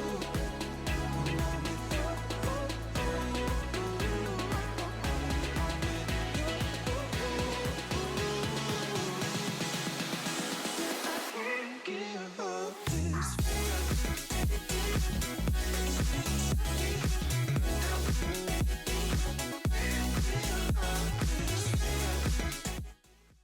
Welcome back, everyone, to game number 2 of Clown Gaming Aristocrats versus DZG Arcadia, as DZG has opted to stay on the red side here for game number 2 after CGA took a pretty convincing game number 1 off of them. Ban phase actually going a little slower this time as we get in, Trindamere being the insta-ban, but DZG taking a bit more time to ban out, and that is going to be the Lux taken away from Easton here, as CGA just probably sticking to what worked, and that's going to be the Echo as well. Yeah, I think this is a respect ban coming in. Lux did a lot that game, even though it looked like Northwood was able to heavy carry on the Gwen. Easton on this Lux just shelled that giga damage. And also on top of that, it can be considered a flex pick as well. Let's just get rid of that, which means they are going to be leaving either the Jinx / Kindred / Leona up, depending on what they end up banning here in the next 2 seconds. Bans are looking the same for Clown Gaming as well. Kindred coming off the table, which means, oh, the Renata, knowing that McFries loves a bit of Renata coming off here as well, does leave her Thresh up, but you do still see the Leona or the Jinx that still both on the table. Now, do you leave both of them up and pull something else ban so you can trade, or do you really think one is more powerful over the other here? My opinion, get rid of the Jinx. Yeah, I mean, absolutely. I mean, Jinx definitely still a good champion, despite the nerfs that she received in the 12.5 B patch. Still going to be a menace to deal with, and that is going to be the Jinx taken away. Lux not available for the first pick here. CJ does have options, though. Things like the Hecarim are available, the J4 should they want to take it. Zeri still available. Kaisa that's jumped up in popularity, also a solid option. If they want mid again or more flex picks, they could, but it's actually going to be the Jhin. Interesting first pickup when DZG could opt to just go a fairly tanky route here, but nonetheless, CGA looking to Megatron to give him continued comfort here with the Jhin. Yeah, I think one thing we saw from the initial draft phase, oh, never mind, Trundle here, Jhin is gonna hate that. Oh. God, yes, the little minion boss. I keep forgetting what it's called. The Yordle boss, the final Yordle boss coming in. I'm a massive fan of Veigar. I think Veigar is extremely strong right now. Can be flexed between mid and bot at this point. So it does leave Clown Gaming thinking, okay, where can this potentially go? It's not particularly good into the Jhin. However, if you just leave him for long enough to scale, will perma out damage anything that a Jhin can throw out. Yeah, absolutely. DZG taking in... DZG Oh, my taking scaling, but CGA saying, all right, just give us more range. Jhin Xerath, definitely an option here. The Xerath likely to go mid. It can go support, definitely an option, but I think here DCGA could just opt to go for full poke and comfort disengage. They could just siege, they don't have to interact with this Trundle, they don't have to get in range of this Veigar, and it does force the Veigar to play more aggressively, or for DCG to draft high-level engage, things like Malphite, Ornn, Hecarim still available. CGA, though, looking to lock in Nocturne, interesting. okay. So I'm gonna eat my words. They want engage. They're gonna take the Nocturne. They're gonna have the follow up be that Curtain Call and that Rite of the Arcane from the Xerath to follow up on that Nocturne Paranoia. DZG can opt to take support here, which will likely be the solid option. Keep this Veigar a little bit more ambiguous. They could take a top pick here for Chisa and look to ban out some top enders. Things like the Jax are available. Shen might be a little too defensive. Aurelia is still available as well, but no. It's gonna be the Thresh locked in for DZG. They're opting to take this in, not wanting to let it go past ban phase. Anivia going to be removed here. Expecting the Xerath, I guess, to go support here, and I mean, it's definitely an option. It's a very oppressive lane, especially if this Veigar goes bot lane. Shen taken away as well from CGA, looking to maybe repeat these bans. DCG is really differing a couple of these bans as well. I'm a little confused by the Nocturne. You have immense range on the side of Jhin and Xerath, who as a combo want to say, hey, we just want to stay as far away from you as possible. Nocturne is like, all right, you can sit back there. Mans is flying in on the front line. It makes it a little bit more difficult to say, hey, which one's going to go. Respect Man coming in here. The Gwen is off the table. We do see the Jax still up for DZG here, though. Do they pick it blind here for Cheese? I do know it's a comfort pick for them here, though. Ooh. Never mind. My guy decided to go full beef. What's good if your Mans is at the back if I'm just going to run at you? What would make this comp perfect here is if a Sivir came in bot lane, to be real. Like, you just can't get away from this team. I'd be very curious to see how Clown Gaming goes about this, because the comp identity is kind of split into two, with Nocturne flying in, the other two wanted to sit back. If you see a Xerath on the front line, that's a bad Xerath to begin with, to be straight up real with you. This next pick will give us a really big idea as to what they're looking at. Morgana going in, most likely going support here. Confirms what you say, though, the Xerath will be going mid. Again, this is more poke, but Morgana can be also one to go in and start with the Flash Ultimate as well to root multiple people potentially in place. Very, very curious to see what this top lane is going to be. I wonder what Northwest's got in the store for us here. Yeah, I mean, absolutely. I mean, things that do well in this anime, you could just opt to go something like a Gangplank here, right? You give yourself another global, you just don't interact with them, you get free stacks, but instead it'll be the Camille looking to match up to Sion. I mean, the Sion has the option here to just never group with the team if needed and go Hullbreaker. Hullbreaker Sion, definitely a strong pick right now, very hard to kill. Nocturne Camille, not necessarily the champions that can take the Sion down should he get tanky enough later on. However, Camille's still a really strong split push. A lot of lockdown from CGA here. I mean, one good Nocturne ulti, good Camille exec ultimatum likely means that the Xerath will have no hard time landing anything. A lot of pick from CGA. DZG will likely show what they want to do mid or 80 carry here, as we're actually going to be picking the Vlad mid lane in the Xerath, looking to just sustain through this poke and out scale the Vlad. I guess that's really the only way to put it. I mean, Vlad does take a lot of damage here. I mean, he just will get poked down. Granted, he will have some sustain. The most difficult part is how Vlad is going to be able to get onto this backline, right? Him getting into the Jhin, getting into the Xerath means that he will have to be going in fairly solo. So, I mean, putting a lot of attention towards his mid lane may be needed in order to get this Vlad kind of going and get him kind of to those item spikes, because Xerath's power spikes are a lot sooner than the Vladimir, and if Vladimir takes too long to get to those 2 to 3 item power spikes, it's going to be very difficult for him to be more impactful in the Xerath in the mid lane. Yeah, DZG has kind of gone through, I believe, just 3 straight losing lanes here. Veigar doesn't do anything early bot lane. Vlad doesn't do anything early mid lane. And a Sion is not going to beat Camille anytime early on, because Camille has the damages, that has the shields from her passive. So if you're on the side of DZG, you also have to think, you have got giga scaling on almost all 3 lanes. Veigar scales obviously to the moon. Vlad is not far behind. But are you going to be able to get there? Can you learn when to give up an objective? Can you know when to give up CS? Can you know to keep yourselves alive for as long as possible? Because if either of you guys fall behind early, that lane is done. That champion won't be relevant. But also on the side of Clown Gaming, I'm a little confused as to what they're looking at as far as team comp identity goes. You have the Jhin and the Xerath who want to stay back. But then a Nocturne Camille who's like, alright, I want to fly in now.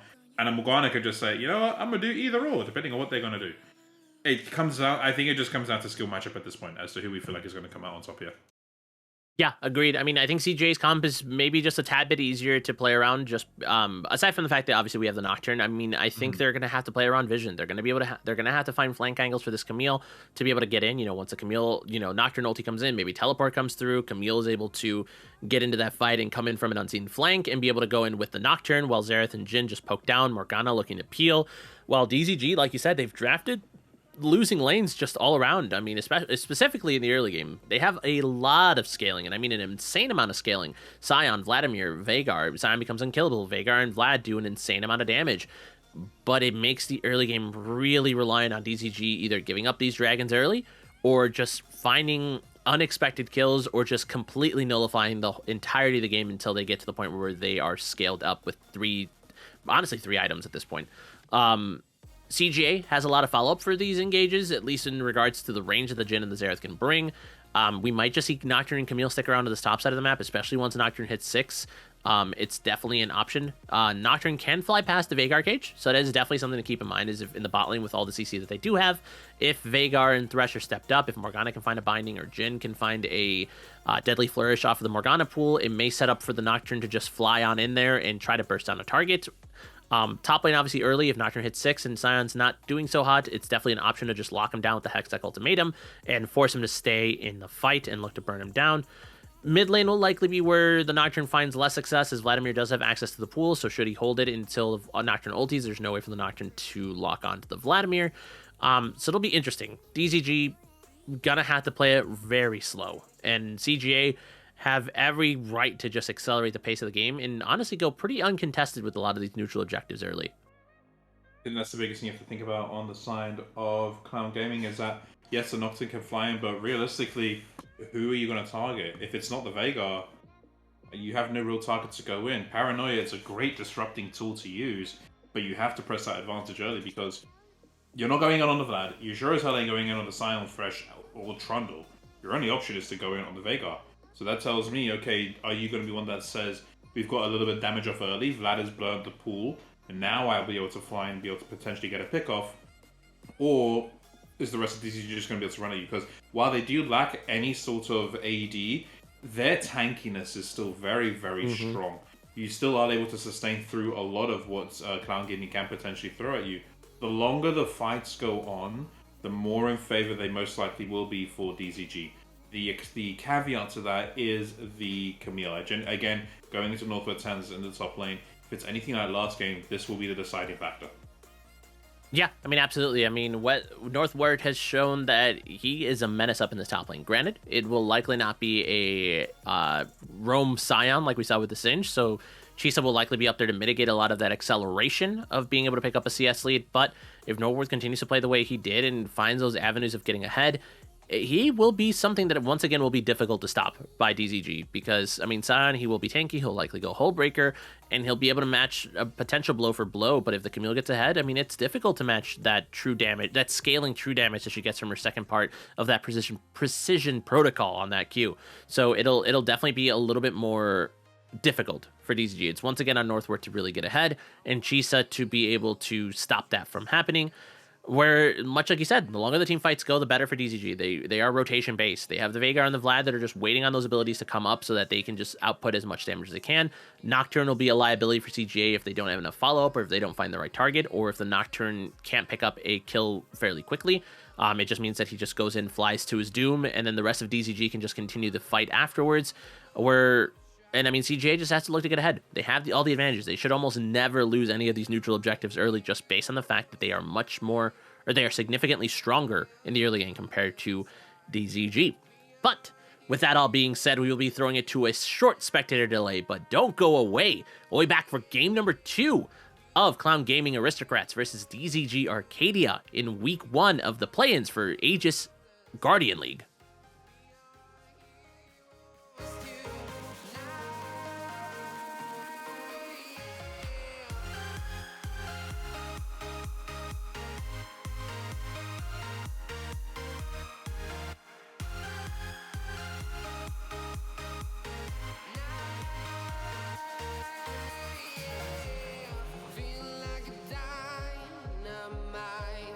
Ready to explore right up in the sky.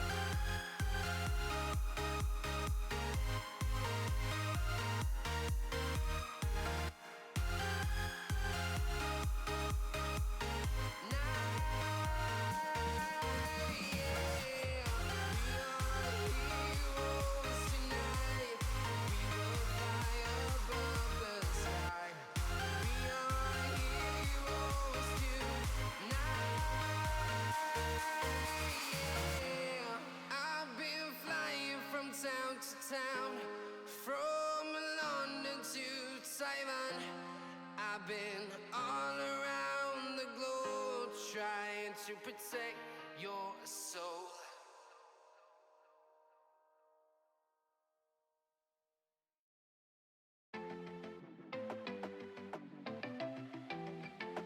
I want you to come over. I wish that you would come and give me something to prove. Won't you pull me closer? I think that I'm obsessed with everything that you do. I'm waiting, trying to be patient. You look like a painting. It's so frustrating. I hate it, yeah. I probably shouldn't say this. I probably should erase it. I probably shouldn't say this. I wanna be with you. If that's the last thing that I could do, I wanna be with you. If that's the last thing that I could do, call me a fan. I'm living, give me your hand. I'm in it, yeah. I wanna be with you. If that's the last thing that I could do.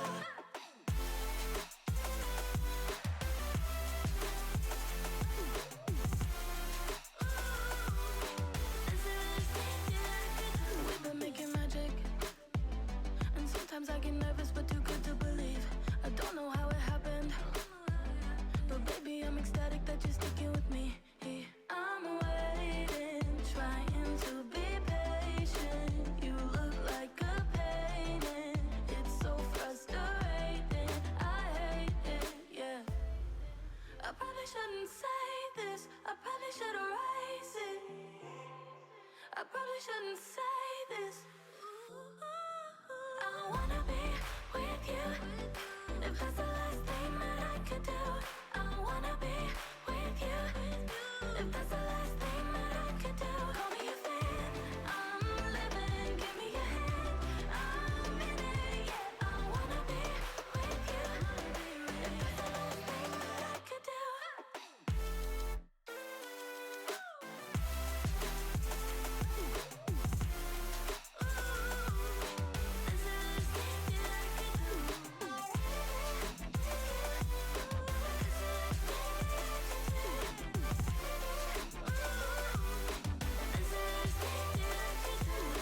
wanna be with you.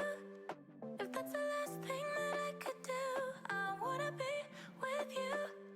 If that's the last thing that I could do.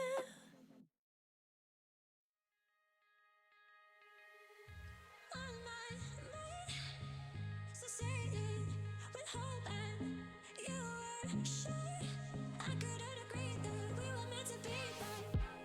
But our love is worth it so. Welcome back, everyone, to game number 2 of CGA versus DZG. DZG, hard-fought game number 1, was a loss for them as CGA going up 1-0, but we're already seeing interesting changes. We're going to see the 5-man invade here from the side of DZG, and CGA going to go ahead and run the same thing they ran last time, and they're going to stop that bot try. So this will be interesting if both teams meet. This could be the sign of the end for either team. Oh, they're going to meet. Oh, this is going to be lovely. McFry's going to lead. McFry's is none the wiser. That's going to be the hook going to land. That's a massive W for the side of the Xerath here. Great Scion Q there, though. The chase is going to go on, though. This is in favor of CGA here. Ignite going to go down. Abound going to be forced to back. Dark Fighting going to land on the dopamine here. Flash coming through. Another knockup. Massive knockup. Scion going to pick up the first blood. Morgana going to pick up the second. That's going to be another kill going down. Scion passive going through, though. Megatron going to force to flash heal, though. 2 for 3. GVG continuing the chase, but that's going to be a bloodbath of a level 1. But it is going to go in favor of CGA. Camille, Nocturne, and Morgana picking up the kills, while the side of DZG, Trundle and Scion picking up those level 1 kills. Yo, can we get a DZG win here so we can see that again, game 3? Like, real talk, that was flipping. That was all over the place. You had to think on the side of, like, if you're on DZG, Trundle, you don't want to take Pillar level 1, so you have to take Q. If he had Pillar there, that would have probably been a lot easier for them to play around. Cheezer had to take the Decimating Smash early, which is ideally what you want. A lot of that was very, very touch and go. You could see exactly how both teams were like, all right, we want to step forward, but we should have stepped so far forward. End of the day, I do think it is a plus for Clown Gaming because the kills went on to both Northward and Abound, whereas on DZG they went on to both of their tanks, onto Ty and to Cheezer. So while it does make the DZG side a wee bit tankier, don't want to give Camille a lead because as we saw last game, Northward is not afraid to run with things. Yeah, I mean, absolutely. I mean, definitely in favor of CGA there in terms of kills alone, but we did see the deaths in the bot lane come through. Flash and Exhaust being used by Magfries there. The entirety of, or all the sums for CGA were using that bot lane, so it's a bit of an advantage. It does force the Morgana and the Jhin to be a little bit more careful, especially once the level 2s are ding. Speaking of level 2s, ding, that's top lane. Bot lane also hitting those level 2. Hook going wide, though. Megatron gonna be late to that level 1, but that level 2 advantage gonna go to waste there as DZG was not able to find anything. But we are seeing Northwood already making use of the fact that he did pick up those boots enough to dodge around that decimating strike. Is going to be able to continue to stack up the CS lead here. Is not a lot of action I'm expecting moving forward, as all these lanes really just want to play it passively. Chisa may be seeing the most action.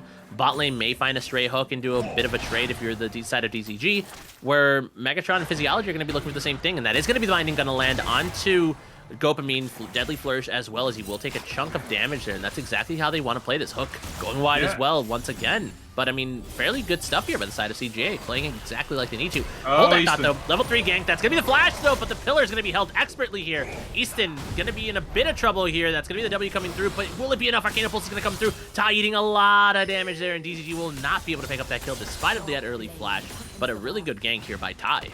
If GVG got that kill, that would have been massive. But hold on, we got a hook coming in. Magfries. Yeah, Dark Binding not going to be enough though. That's going to be Megatron going to be chunked down here. Here comes Ty. Does have access to that pillar. Flash is not available here. Pillar going to be held there. That's going to be the Dark Binding going to land, and that's going to be a kill. Ty picking up one. Dark Pillar or Pillar coming through as well. Exhaust going to be dropped. One more kill or one more attack is going to be enough. Gopamine going to be able to pick that up with that Dark Matter. And that's going to be a fight continue up in the top lane. Chisa going to be using that shield a little bit late there. Not going to have enough to mitigate any of that damage. We'll pop a bit of damage from that, but that's going to be a really good set of ganks here by Ty. Finally picking up some really good early game pressure in this game number 2. Ty has 4 kill participation at 4 minutes. Think about that. This jungle is already rolling. Has already picked up a Tiamat in 4 minutes. Now, one thing also to note upon that, Gopamine got the kill on the Veigar. This is huge. And the best thing that you ideally want to hope for going into this thing is, hey, if we can keep it neutral, if we can get boring, that's great, because you don't let the Jhin kind of just run away with everything. But this is great. Gopamine was able to go back and get a kill. Had died obviously in that earlier in that 5v5, but now is able to say, you know what, we can actually contest this lane now. The only lane that you want to say, hey, you don't want to get too out of control at this point, is going to be this top lane. Chisa is at half HP, and Northwood is still continually trying to fight onto him. You don't want to lose this lane, because even if you have a mid and bot that ends up getting ahead, a Camille that's strong is going to still be extremely scary, as we saw Northwood on the Gwen of last game as well. Yeah, I mean, absolutely. You're at 100% correct. Is that here comes a hook shot, though. Northwood doesn't have flash available, though the pillar can't come through. That's going to be enough to land that decimating strike. Auto Q auto there, but one more auto might be enough. That's going to be the passive coming through, but Chisa will pick up the kill. Perfect gank rotation here by Ty. Another setup here. Ooh, fight the bot lane. Deadly Flourish coming through. Physiology going to be stuck in that cage, though. Nowhere to go, but he will be able to just dance around and dodge around. But again, really great ganks here being set up in this top lane. DZG running away with this early game. I think at that point, you think this couldn't have gone better on the side of DZG. You're 1,500 gold up early. You're going to get first Drake here as well. With 3 lanes that should have been losing, all 3 are more or less ahead at this point. If it just stays as a handshake from here on onward, this is a win-win for DZG at this point. Yeah, I mean, absolutely. This is exactly what you said. Exactly what needs to happen. They lame it out at this point. You are accelerated towards picking up your items. The only person who isn't is GVG, but he's out CSing this Easton on the Xerath right now, so he's doing fine. Bot lane already going to be on pace to pick up these early components and get closer and closer to those, whether it's the Everfrost or the Luden's Echo for Gopamine, and just honestly stack up those Baleful Strikes. Cage going to come through, though. Black Shield's going to come through. Ooh, Hook going to go barely wide there, but regank in the mid lane, though. Predator going to come through as well. That's going to be the ultimate. That's going to be the pick up the kill there. The pop's going to come through, and GVG going to pick up the kill. Another successful gank here by Ty. Again, accelerating these losing lanes. It's going all well for DZG. Top lane fight coming through. Northward taking the worst of that trade, actually. Scion being able to use that shield to block off that damage from that hook shot. DZG looking real good. What can you say? Ty has just helped make everything happen here. This Trundle is so far ahead and is able to transition that lead into both mid and bot as well. Cheese is doing a great job here, just keeping Northward as bored as he can. Yes, they tangle a little bit here and there, like there, but he just doesn't do any damage to him. And you have to think, if this game continues to go like this, Who's gonna pop Dopamine? Who's gonna pop the Vlad? By the way, Vlad, I'm very disappointed he did not go press the attack because, as we learned yesterday, if you're watching DZG, press the attack is the way to go on Vlad. A whole 180 something odd damage. You want to make sure it's the best mind mess up you can get out of it. But either way, saying that, getting back into this game, how do you blow up this team? You can't get past the front line of Cheezer, Ty, and Mags. How do you blow up Dopamine and GVG at this point? You just, unless you can out-sustain them, but even still, that's a trouble on Scion. Like, they're very, very difficult to get through. Yeah, I mean, absolutely. It is going to be difficult for the side of CGA to be able to get through this DZG frontline. Level 6 has been taken by a bound, though, and this is going to be the setup that they need. Ty's going to get started out here. 3v3, Paranoia going to come through. That's going to be the cage, though. Going to go on to onto Gopamine. Gopamine going to flash. Paranoia going to land the fear as well, but a fantastic hook by Magpie's here. A bound going to be a lot long for this world. Ty going to be able to go on a killing streak here. The Triumph's going to come through, but Gopamine going to go down. Magpie's going to be able to trade back. 2 for 1 right now. Megatron looking strong, though. He's going to be able to use that Deadly Flourish. Force Shot will not be enough, but that is going to be a 2 for 1 for the side of DZG. Gopamine being the casualty of war here, but a really good counter gank here. A bound. Megatron is 6. Might have the ultimate coming out. Ooh, that's right. Current Call coming through, Teleport coming through as well. Just has to wait for Veigar to show up. Just got to block that last shot, and he will. Force shot at Current Call, going to be blocked by Gopamine. Going to be able to keep going here. Ty looking to see what he can find. Will not find anything else, but that is a overall solid play and a positive win for the side of DZG.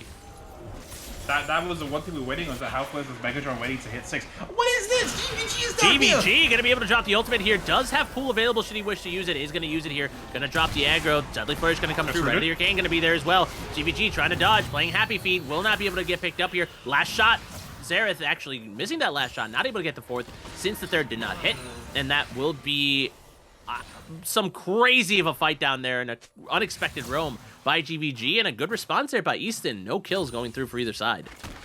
I think at that point you have to think, GVG, that was quite overzealous, considering we knew that Megatron still had both his thumbs up as well, because they were both obviously burnt earlier in the game. Oh Jesus! Ooh, comes flying in. That's a quick ass Camille.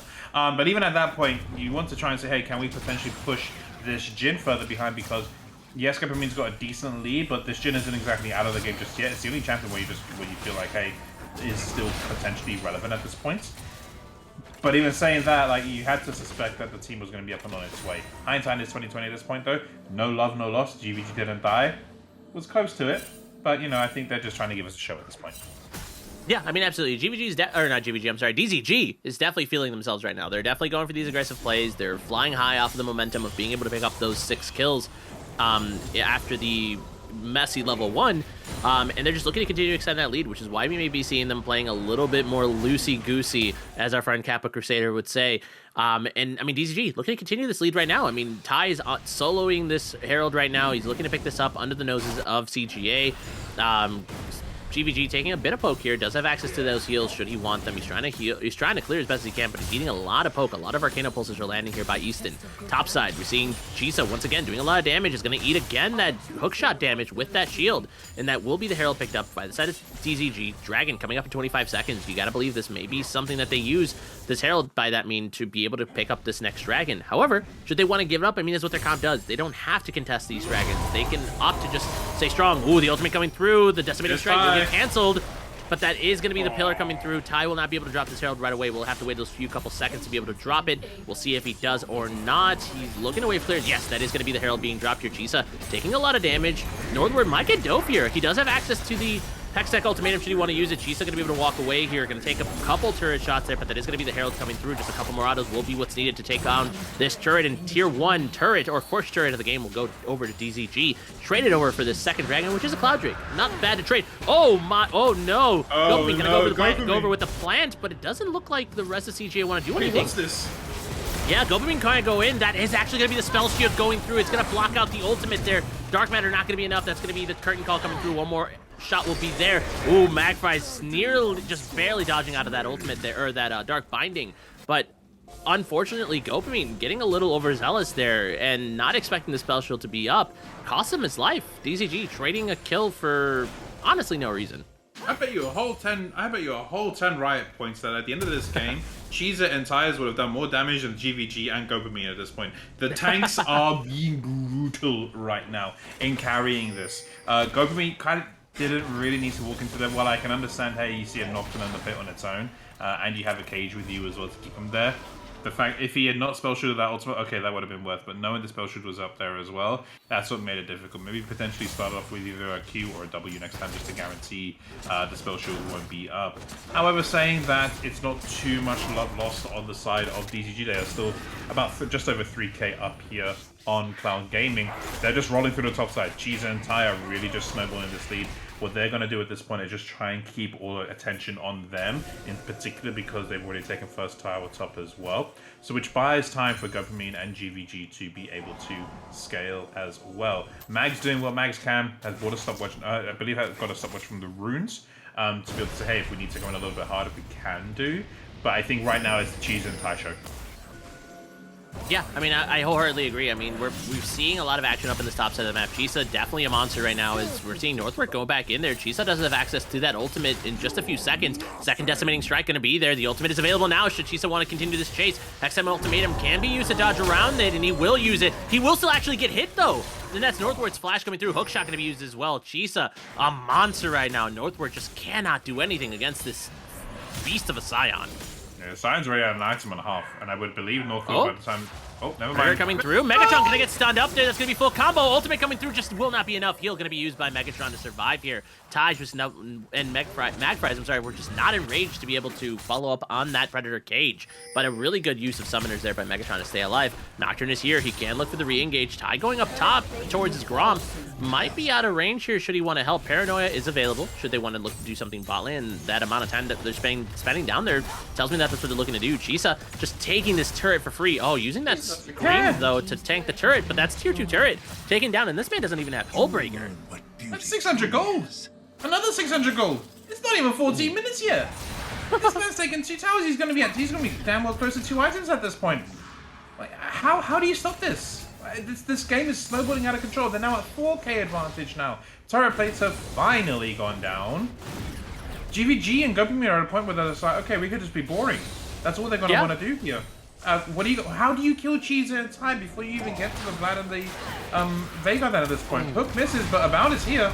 Paranoia gonna come through. Abound gonna get cut off from the rest of his team. Pillar coming in a little too short there. Tai will eat that curtain call though. Abound really low, gonna be forced to flash.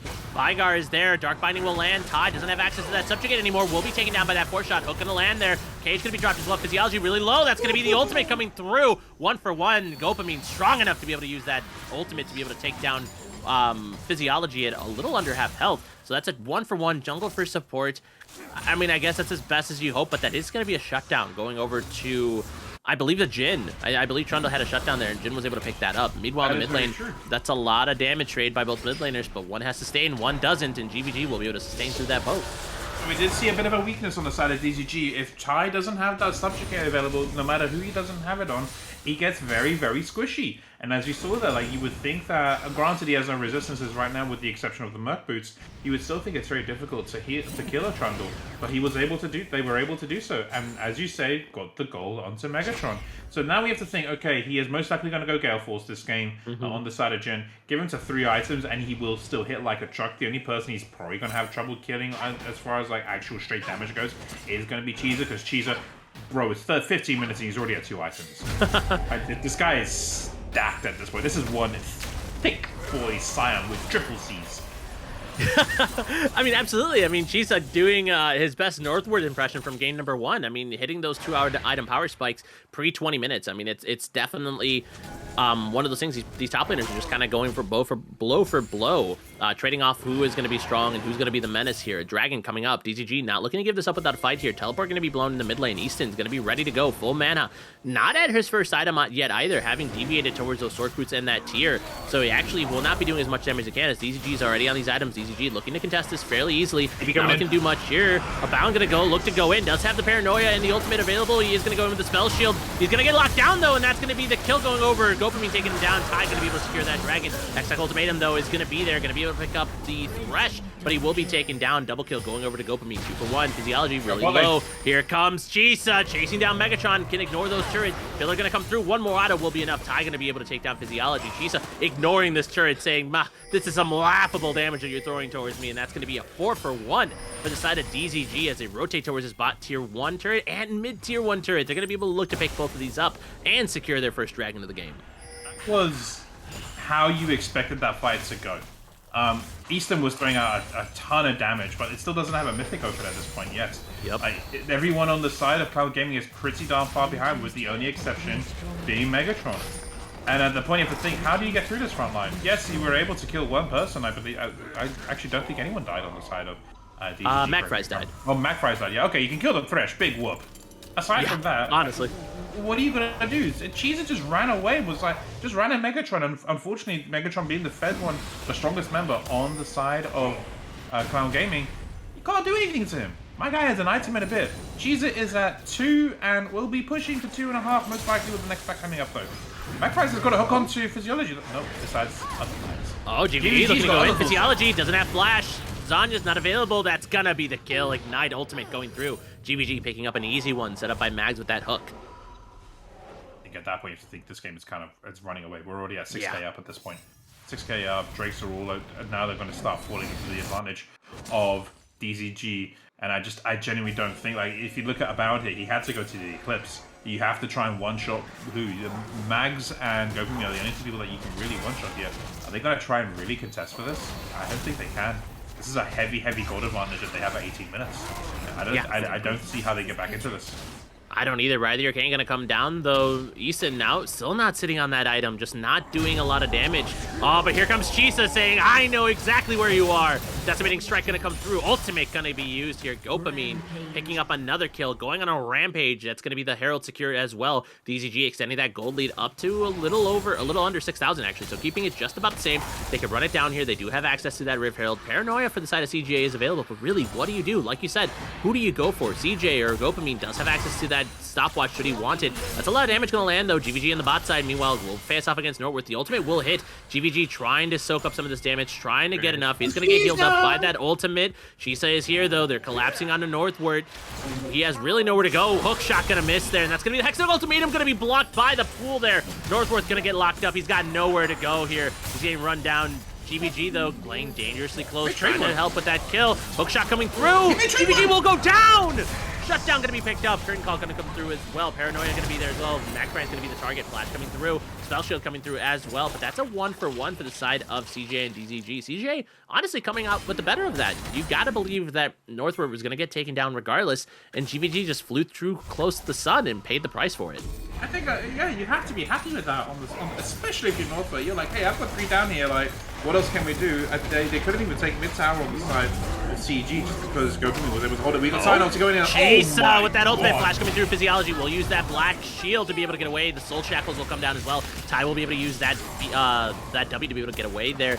Megatron is here as well, trying to stop this from going any further. The Herald will be taken down, but tier 2 turret for the side of DZG will be granted to them as they are happy to reset off of this and set up for this next dragon coming up in a minute and 15 seconds. Yeah, I think that was the best thing they could have asked for, especially on the side of Northway. Yes, he ended up taking one down in a 3v1, but you're now 7k down at 20 minutes.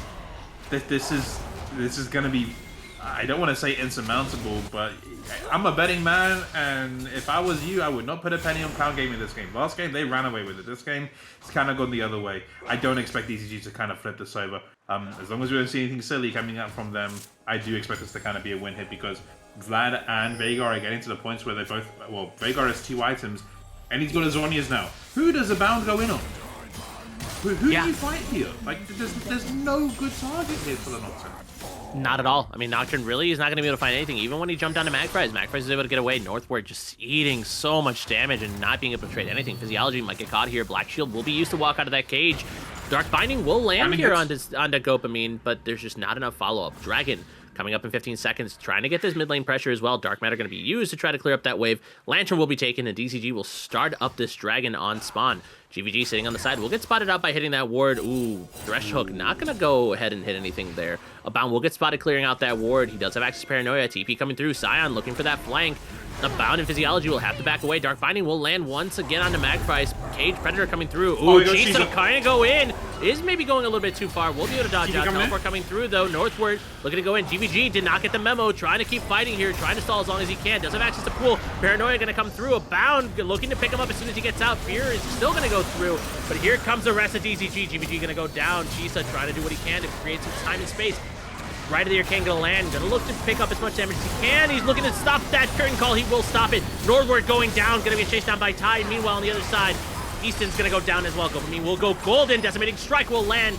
Physiology on the wrong side of the wall, and that's gonna be a 4-for-1 for the side of DZG. Dragon secured. Mid lane turret sure to follow, and this Baron is up on the table as well. DZG looking real strong. That was as what you call limit testing as you could get on the side of GVG. He was like, oh, there's 4 people here. I'm decently strong. How many can I potentially kill? He didn't get any by himself, but at the same time, he ended up buying enough time for the rest of the team to join him. They just don't have any way of dealing with Cheezer or with Ty at this point. This Trundle Silent combo is just so far ahead. Cheezer's at 3 items now. Has completed the Fimbulwinter. 3 items at 22 minutes for a Silent. I don't care what champion. You can be a Vayne. You are not getting through this poor boy. And we have the 2 items completed on the Vegas. The Zhonya's there as well. Did you notice that when the Nocturne ultimate came through, a Baron couldn't go to anyone? Yep. Like it was like, hey, if I go in, I'm going in on my own death sentence here. No pun intended. Them having a thrash. But at the same time, you think, okay, like you have to use the paranoia, not even as an engage tool at this point, unless you see one by themselves. You have to use it at a point to say, hey, we could just try and disrupt things at this point. I don't think at this point a Baron can even go in under any circumstance. Northwood is the only one trying to buy as much time as he could. Ended up killing, I believe it was GVG by the end of that. He is kind of actually the only saving grace right now because Megatron is, as we see, I would imagine that is a RFC segment? Yeah, RFC. Even though I see 2 longswords and I'm thinking, is he trying to get to a last chapter or, potentially building up to a Lord Doms fairly early? Like, you need those 3 items before you can even do a dent to these guys, because up until that point, your only real damage source is going to be Northwood here. Yeah, I mean, absolutely. And I mean, you hit the nail on the head right now. Bound really has no target. I mean, they used the paranoia to try to separate GVG from the rest of the team. They were able to pick up GVG, but then at the end of the day, I mean, that's so much of their damage being used, right? The Arcane, the Xerath ultimate, the Curtain Call was also used, and were interrupted by Chisa there on the Scion. There's no way to stop him. He just walks in your face, starts channeling Q, and good luck being able to keep going with those ultimates. Like, you're gonna get interrupted, and you're not gonna be able to do anything to this monster. And, I mean, DZG is gonna continue the siege with this Baron, looking to take up this tier 2 turret in the mid lane as Chisa is applying pressure in the bot lane. And maybe an engage, that's gonna be a lot of CC. Ty gonna get rooted here, a lot of damage by, Lantern is there, Cage will be dropped as well, and that is a solid disengage here by DZG. Meanwhile, the solo laners for DZG looking to push out these respective lanes, top and mid being Sage, the bot lane, or the rest of DZG looking to rotate towards his bot lane. Chisa just ignoring Northward at this point. He's gonna get Hextech Ultimatum. The ultimate is available for Chisa once he wants to. He will use it to get away. Hextech, or the gate will drop there, and that's gonna be Gopamine gonna be able to pick up the first kill. A Bound, looking to run away, and Megatron sticking a little too long with that current call, but a Bound will pay the price as he will be taken out by Ty. Ty goes on a killing spree. Physiology stuck between an inhibitor and a turret there, not going to be able to do anything else, as that's DZG picking up 3 for nil here as they're going to continue the siege. Meanwhile, GVG on the top lane, uncontested, taking this tier 3 turret, and will likely be going for this inhibitor. DZG can just go for the end here. They have enough damage to be able to do this. Chisa is just healing up, is just laughing at the damage right now. GVG will take the Dark Passage over, right? The Arcane will come through. Magpie is looking dangerously low, looking to dodge. Ty as well. Chisa looking to walk forward, does not have the ultimate available, eating a lot of damage here. Megatron has that RFC, will be able to do some damage, but it looks like DZG will be dissuaded here as they will be forced to walk towards his mid lane turret. Likely going to be the consolation prize of not being able to end will be to take this turret, open up these 2 inhibitors for future siege, and reset for this next dragon coming up in a minute to put themselves on soul point, if that's even needed at this point. We went from a 7k gold lead to now a 13k gold lead within the space of 3 minutes. Let that sink in. And also, Chisa going with a Hydra. 4th item. He was like, I want to do some damage as well. Not like I'm already staying alive for long enough as it is. Who needs resistances when I can just build health and AD at this point? Because there's no one on the side of Clown Gaming that can really do anything. This game is, I don't know why they wanted to back off there. I feel like they could have just ended, not because of how little damage that they had, but because more so of that they can't die. You can't die. That's usually the best way to win a game. I would imagine just shoving it down top lane is just going to be the best case because Northwood, as much as he's done really well, I don't see him winning this. Northward, what are you doing, man? He's trying to go. That's the hook shot. That's going to be the Chisa ultimate. Will he get it? That's going to be the Hextech ultimatum. But Northward will actually be able to dodge out with that W there. Going to be looking to chase down, though. The Scream coming through. One Molado will be enough. Decimating Strike. Spell Shield coming through. It's going to dissuade Chisa from being able to do more than that. Unfortunate. Chisa was just looking to run down his laning buddy there and be like, listen, you're stuck here with me. I don't care about your ultimatum. but that is going to be Chisa just dominating this top lane. All the meanwhile, DZG sieging up this mid lane. Tai going towards that dragon. Really unneeded at this point, but you might as well secure it, not give him an option here should the worst case scenario happen. Should DZG get routed, I mean, that is going to be the dragon and any neutral objective already taken off the map. But this does slow down DZG's siege right now as they are forced to play around this dragon being taken and then being able to set up the 1-0-4. However, DZG playing a little safe here. I feel like at this point you just kind of throw your wallets at them and you just end the game. But they want to end this right. They don't want to give him a chance. They're waiting for Chisa to rotate. They're waiting for Tai to rotate as well. GVG pushing up this bot lane wave with the Baron empowered minions. And you got to believe this is the last stand. CGA has to do something, and it has to do it now. Yeah, I don't even, when you said the last stand, like, unless they get like a really good pick off somewhere on either CJ, on either Gopamine or GVG, like, I don't see how you win this. Like, this game honestly does feel like a formula. It's just a matter of time. The end is inevitable, as young Thanos would say, and we are going to be going to a game 3 very, very soon. Absolutely. DZG dotting their I's, crossing their T's, but there goes the bound. DJ gonna go use that ultimate. He's gonna be taken down by the Rise of the Arcane, but that is gonna be 2 actually taken down. Rise of the Arcane getting 2 shutdowns, but Chisa, the man of the hour, is still alive, chasing down Easton, ignoring all this damage. It doesn't matter what you throw at him. This man might as well be Hulk, as he's just standing in front of all this damage. DZG pushing on the waves, looking to try to end this game here. 3v3 situation, strongest members of the side of DZG available right now. The siege is continuing. They're trying to wave clear as best they can, but CGA just not making any dents here. Chisa just laughing at his damage. GVG going in, gonna be able to pick up a potential kill. Ultimate did go down, will not be enough, but it does not matter. No matter what CGA does here, they will just not stop this Nexus from going down, and that's gonna be game 2 going over to DZG, and we are heading to a game 3. Yo, production, let me hear some silver scrapes. We are in the mood Friday evening.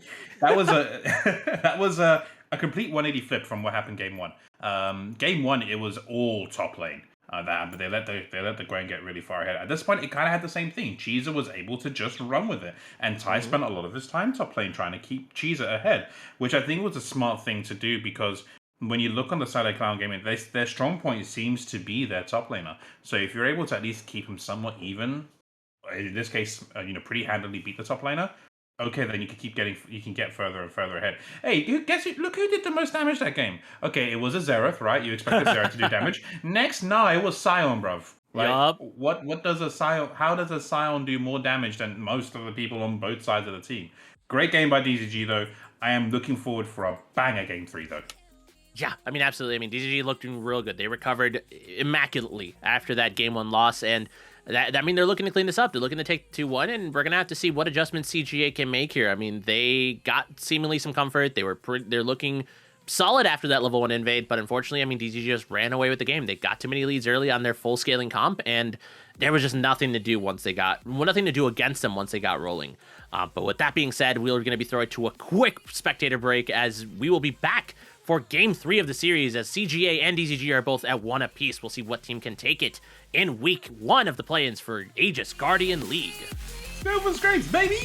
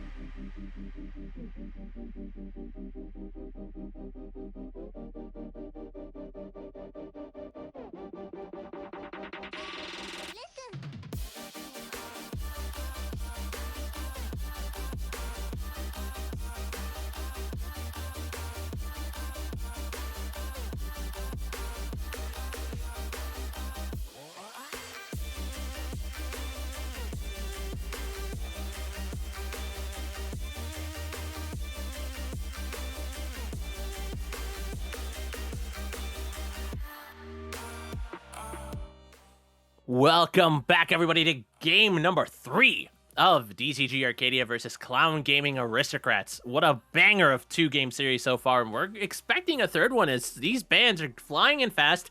Not a lot of changes here from CGA. DZG keeping the same from game number 2. The Lux, the Kindred, and the Gwen. CGA keeping it the same as well, but the Veigar is actually what's going to be taken away. Scion, Trundle still left, and DZG is like, if it ain't broke, don't fix it. Give me that troll. I don't know whether Veigar was the I don't think absolute so. problem from that last game. I thought it was that level 1 which kind of just got out of control. So I think Clown Game needs to give themselves a little bit more credit in that. I don't think the Veigar was the problem there because, yes, the cage can be a bit of an issue, but couldn't really... Oh, yes, let me see it. Let me see it. Let me see it. 5 seconds. Come on, look in the best AD carry in the game. Hashtag arcade. Let's go. Yeah, there we go. Okay, this case, now that I'm surprised that DZG didn't go with the Jinx here because Jinx is, in my opinion, the best carry in the game right now. While you do have things like Zeri up, DZG may have a counter in mind to play into it. But as far as actual full hyper carries goes, the only thing that can really get close is the Zeri. Now, does Gopamine play a lot of Zeri? A decent amount, but is it enough to be able to compete with Megatron, who seemed to be fairly competent on the Jhin, and was obviously not a lot that happened to bot lane, and we just couldn't keep up with the tankiness. Jarvan coming through here as well. Ideal jungler to be able to influence any lane coming through, though. It's decently good as a Trundle as well. I agree. I mean, if I'm DZG here, I'm looking at Ezreal Karma. I'll be honest. I'm looking to just play away from this. You play a double poke bot lane. What does the Jinx really do? You go Enchanter. I mean, you could go the Ziggs here. I mean, Ziggs is a fairly good matchup in the Jinx. I think it does fairly well, but does put you susceptible to these Jarvan ganks due to the lack of mobility, but it's... Oh my god, the Gopamine Vayne... Nah, that's not a Pike. That's not a Pike. Yo, let me see it. You know what's left open? Renata. Yep. I was going to say Renata's left open. That's the DZG Renata coming in. CGA, however, has some options here. Enchanters tend to do fairly well. Things like the Karma can do well. The Lulu can actually do insanely well with that polymorph, as well as the range advantage here into the Renata Vayne, especially such a low range lane as Renata Vayne. That's what I'm expecting from CGA. Hard Engage is not something I would recommend here, especially not a Nautilus, not a Leona. Just play an Enchanter here for CGA. However, they could just look to pick mid here and counter, but it's gonna be Braum. You sound so disappointed. I'm very disappointed. However, Renata's ultimate, I think, counts as a projectile. I would assume that Braum's shield can just stop it from spreading. Correct. Yes, it does. Okay, so it's something, but you really just give up such a big advantage of going double range bot lane and just making that Vayne Renata's life miserable. I just think Jarvan, with this Braum pick, it just telegraphs that Jarvan's going to be living in the bot lane. Yeah, I fully agree. I expect them to be putting all their eggs in the bot lane basket as they can. Even though the Gwen's off the table for CGA.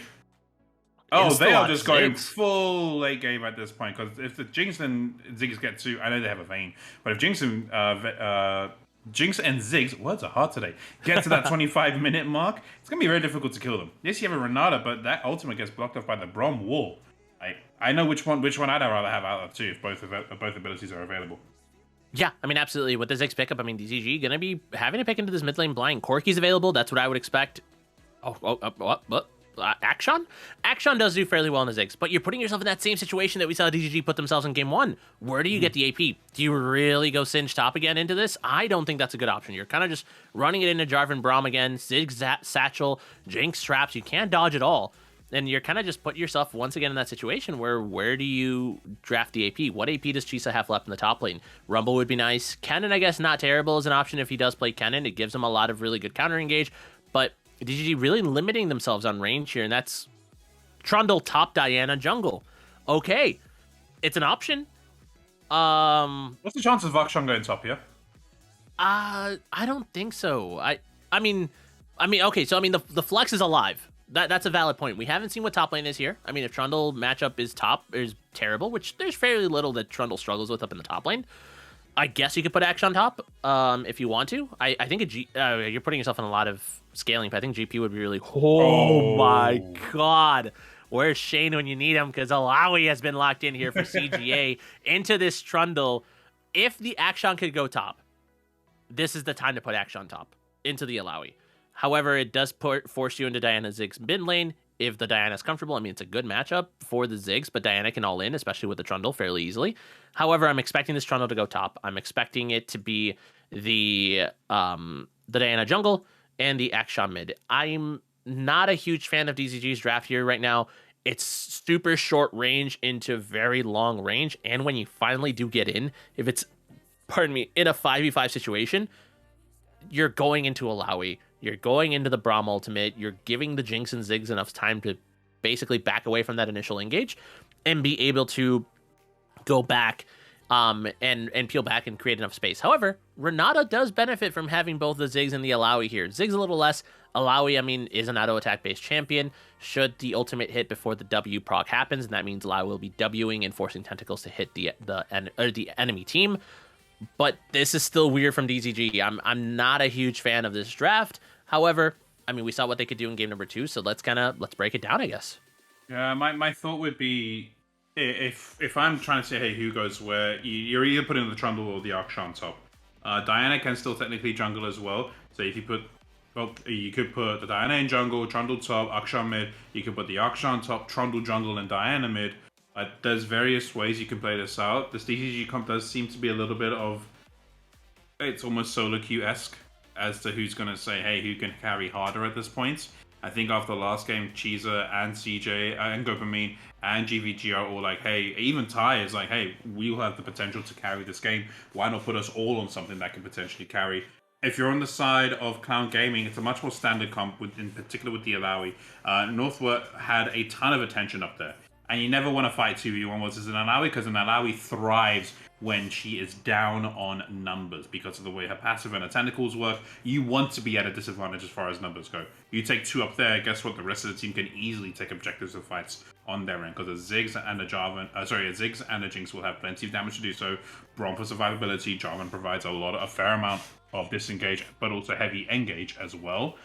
Out of the two, I am slightly favoring Clown Gaming here. Yeah, I mean, I think DZG's comp is very hard to play, specifically into CGA's comp. CGA never has to interact with them. I mean, they have solid engage if they want it, with the Jarvan, with the Braum, they can find something, especially early on with those concussive blows. With the Cataclysm, they can lock in those immobile carries. Like, the Action's not going to be able to go anywhere. Diana, I mean, if she's already expended her dash, she's not going anywhere. Same with the... I already forgot what AD carry we got. Same with the Vayne. Like, they're not going to go anywhere. If you get the lockdown, it just guarantees a Ziggs ultimate. It guarantees, a Jinx ultimate should you want to pick up a reset. And there's enough there to kind of just sway the tempo in your favor. Where even if DZG doesn't engage, you got Ziggs, you got Jinx, who are just going to be able to free farm, free poke, free siege. And you're forced to hard engage into something like the Alawi, into something like the Braum that's going to be able to buy enough time. I truly think that the way DZG gets through this is by, once again, playing very well in this early game. They need to find the same advantages that they found in game number 1. And game number 2. And they need to be able to run away with this game. Their skirmishing early is fairly strong, as they have drafted a lot of early game damage. The Action's really strong. The Trundle and the Diana can be fairly strong, especially if you group them up towards these bot lane objectives. The Vayne into Jinx kind of goes back and forth. However, Vayne does have access to that Silver Bolt true damage. So she definitely can output a lot of damage, especially if Renata can buy enough time, or if things like the Diana and the Akshan can buy enough time for her, where Jinx will be reliant on managing that mana from those rocket form. So it'll be interesting. CGA has the scaling they need. They are kind of playing the flip of last game. They just want to wait it out. There's no rush. You wait for your Ziggs and Jinx to get to 2 to 3 items, and it's just open season for them, and they just hope that they don't mess up a positioning. Where DZG is, again, playing the flip side of game number 2. They need to find these all-ins. They need to find these early game advantages, because at the end of the day, you do not outscale a Ziggs Jinx. And you do have a Vayne into... Oh, no. we see a bit of time where maybe a client issue. I mean, CJ does love Kennen. He is a Kennen aficionado. This is very true. but I don't think that's where we're going here. But I mean, at the end of the day, yeah, I mean that's kind of the biggest thing. It's you have your Vayne, that's your scaling. Action as well, we talked a little bit about game number 1, but that's your scaling. That's kind of what you're relying on. And with such a short range, Vayne is going to be forced to bob and weave through, you know, numerous projectiles that are going to be thrown her way, and then have to deal with Jarvan locking her up, and the Alawi potentially getting an insane amount of damage onto her, and then the Braum just creating this glacial fissure that is going to be difficult terrain to traverse through. So DCG definitely has their word cut out for them. Yeah, I think at this point you have to think, you know, if Gopumin's able to lock in the right champion, it would be lovely to see.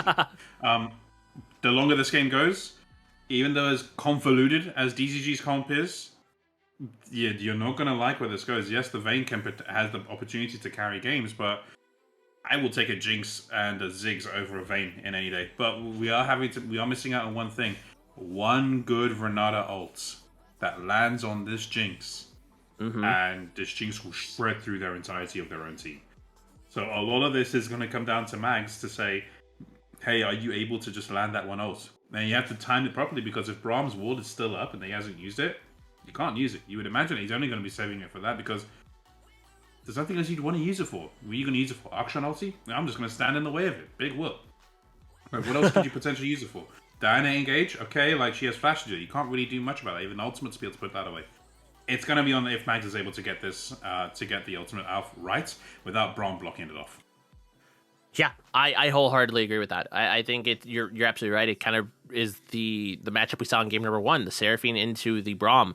Now it's Renata and the Braum. It's really, can you time that ultimate correctly? Like you said, this Jinx gets fairly strong. The Jinx is just going to be doing the work for you with those auto attacks. So DZG will have to play smarter, and we'll have to kind of look for those opportunities to really accelerate the pace of the game and find themselves in an advantage that they may have found in game number 2, and try to remember the mistakes from game number 1, where CGA are going to be looking to kind of pick up of what they did in game number 2 and improve on it. They still have range.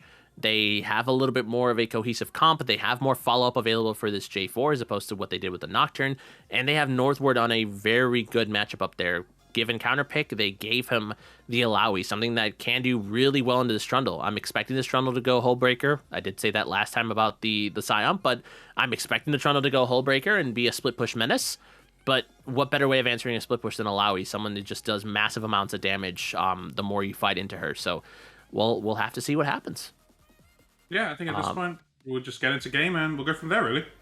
Yeah, absolutely. With that being said, as Morpheus so eloquently put it, we are going to be going into that spectator delight, but don't go away. We're in for a fantastic game number 3 when we get back for CGA versus DZG.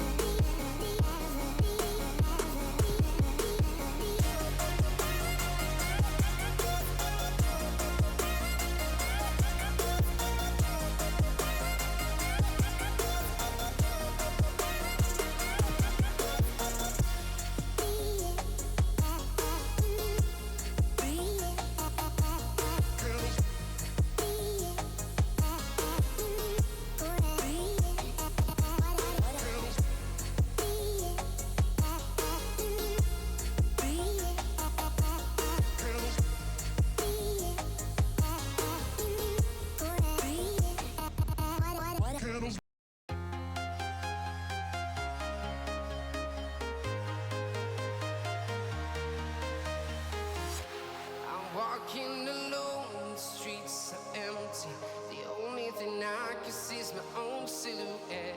I'm getting stronger, step by step. The clock is ticking, but there's no time for regrets. I've been flying from town to town, from London to Taiwan. I've been all around the globe trying to protect your soul. We are heroes tonight. We will fly above the sky. We are heroes tonight.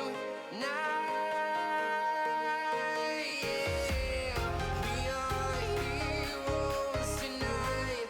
We will fly above the sky. We are heroes tonight.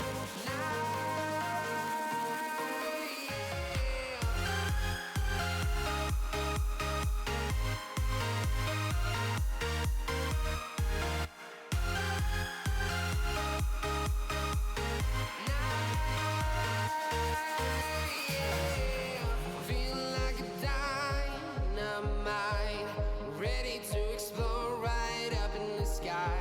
I need you to listen, I need you to hear, and don't show any fear.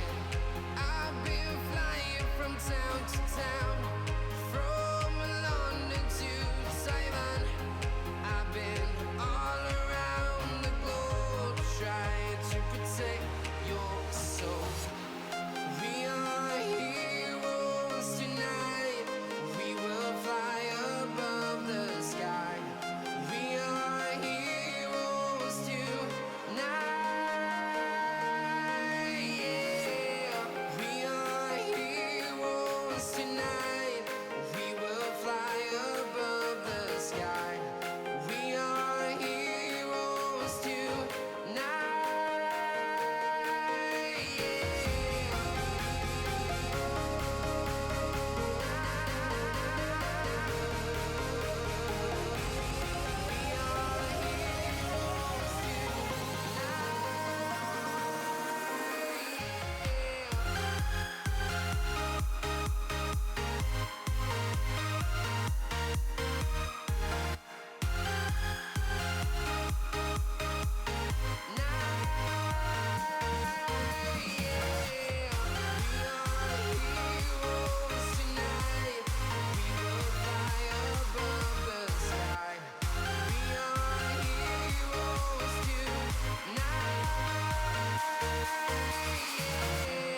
I've been flying from town to town, from London to Taiwan.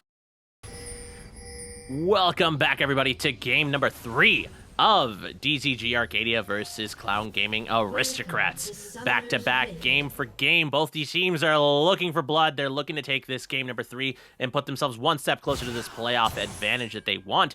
And we are seeing interesting starts here. 3 push start here by DZG, trying to get vision in his top lane jungle, but Abound and Easton not wanting to let this happen. Alawi being left up top alone, but DZG will resign to their fate and walk back to that 5-point start. Yeah, I think at this point, knowing it's the third game, they thought games 1 and 2, okay, we can be a little bit ridiculous. Now they know what's left on the line. It's in for a win. They're going to say, you know what? Oh, G's with the nice wood there. But I don't think no, he doesn't get the kill on the wood. Yep, so at this point they know that, hey, we don't want to go crazy here. Let's just play this out like good civilized individuals for once.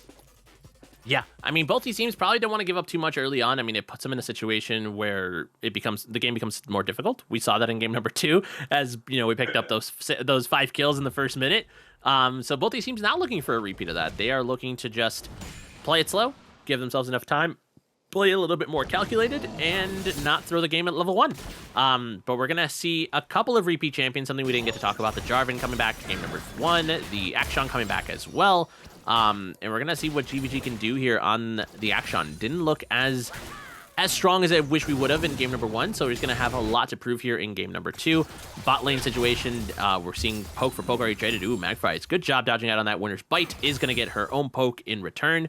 And DZG, GG, we already got the first poke. We win. But anyways, Oh, Winter's Bite missing again. But overall, I mean, I'm expecting pretty slow stuff here. I mean, the side of CGA really just wants to scale up. DZG isn't necessarily meant for fighting in these 2v2s or 1v1 situations too frequently, as we saw Chisa trade pretty heavily up in the top lane into Northwest, forcing that first usage of the Corrupting Pot. But yeah, fairly slow things as we see Physiology going in aggressively. Good tumble, though. Magfry's going to get hit with a Winter's Bite, but a really great reaction time there by Gopamine. Bot lane of DZG picking up to level 2 now. Yeah, at that point you have to think, okay, that was a good engage. They hit level 2 first, they wanted to make something happen. Never mind, Northwood's also having some fun with Chisa here. Yeah, Chisa just clubbing him down. Ignite being dropped. Flash going to be used by Northward there. He's going to be able to flash away. Chisa will take a bit of damage. Ooh, the hook shot actually coming through. The heroic swing not going to be enough. Actually going to... Oh, but a bound is here. Flash is available, though. A bound, likely looking for that knockup, is not going to find a good flash being used there by Chisa, but a solid usage of that gank to put Chisa down. Both combat sums here will make it a little bit more difficult for him to play as aggressively if he wants to. Bot lane going in favor of CGA right now. They do have access to... or they do have the CS lead. Ty, though, maybe looking to fight. Cannot find it. Flash going to come through immediately as they did not want to deal with the potential Condemn. However, Bing was only level 2 and did not have Condemn, so that Flash likely not needed.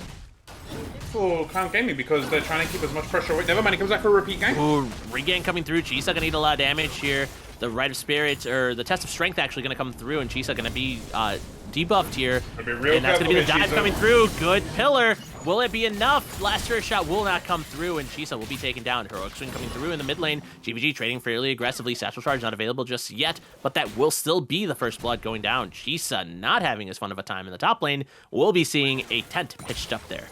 Yeah, unfortunate there for Chisa. I think it was a little bit greedy to step there. About his mid lane now. Look at GVG here. Yeah, GVG going to be able to get away. Heroic Swing was still on cooldown, would not have been able to get away should the Ziggs committed a little bit more. The mana might have been the issue. Maybe not enough mana for the Satchel Charge, especially after that Minefield was dropped. So he will be able to walk away, and is actually, aside from all that poke that GVG's been getting, is actually down about 13 CS here.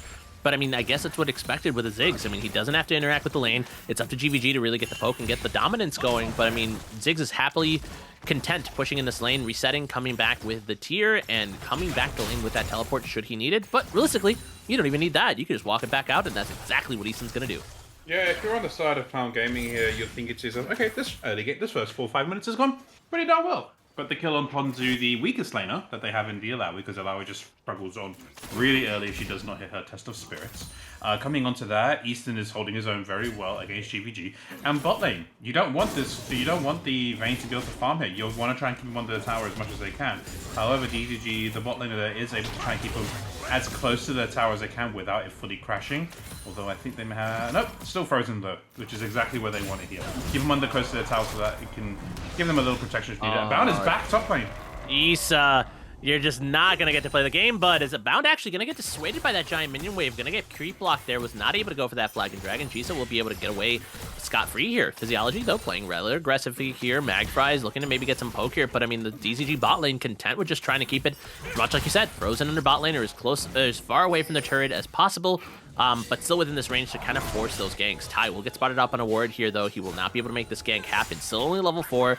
Not as impactful as J4 early. However, Diana does become a bit more of a threat at level 6 when she gets access to that Moonfall. But for now, she is content going for this Dragon. Renata will rotate up, and they will get pinged out, though. Northward, though, taking a lot of damage here. Chisa, ooh, Test of Spirit going to be blocked here. That's going to be the dash inward. Northward actually playing with fire. Will get taken down here. Ignite and the auto attacks will be enough to well in the bot lane. Dragon's up and collapsed on here. Then it's going to be the Mega Inferno Bomb going to come through, and that's going to be a kill picked up by Megatron, or not by Megatron, by Easton here, and that is going to be the Dragon leashed and secured for the side of CGA. DZG was just unable to respond to that fast enough. That was real risky. Your Vayne doesn't win early, and Akshan kind of gets there, but you just don't win that. Like you should be willing to just give up first Drake in that sense. Mags is not afraid to step up early now here. He's just really walking into Physiology space at this point. This bot lane of DZG is now thinking, hey, we're gonna start fighting this. We don't want to sit back as much anymore. Cheezer getting caught again with a Test of Strength. Big bot lane caught up against Clown Gaming here as well. They do have a bound here for a little bit of support in case it's needed, even though he got caught out. Now they're back, and this is what I love, okay? When you're an AD carry, someone like a Vayne, someone who heavily relies on their auto attack, not so much on their abilities, get the 2 boots first. Tier 2 boots are flipping fantastic on someone like a Vayne, a Twitch, even a Jinx, because not only do you get the auto attack speed, the movement speed is critically important against especially into this lane. So kudos to GoFundMe for seeing that. But bot lane for Clown Gaming here, they are very, very happy with the way things are going.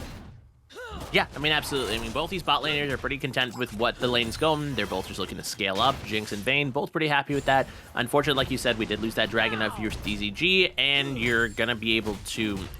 it was just a bit risky, much like you mentioned. I mean, especially with someone like Vayne who just would rather be in lane. Can't really match that AoE damage. Ooh, Chisa hit with a Test of Strength, or Test of Spirit once more.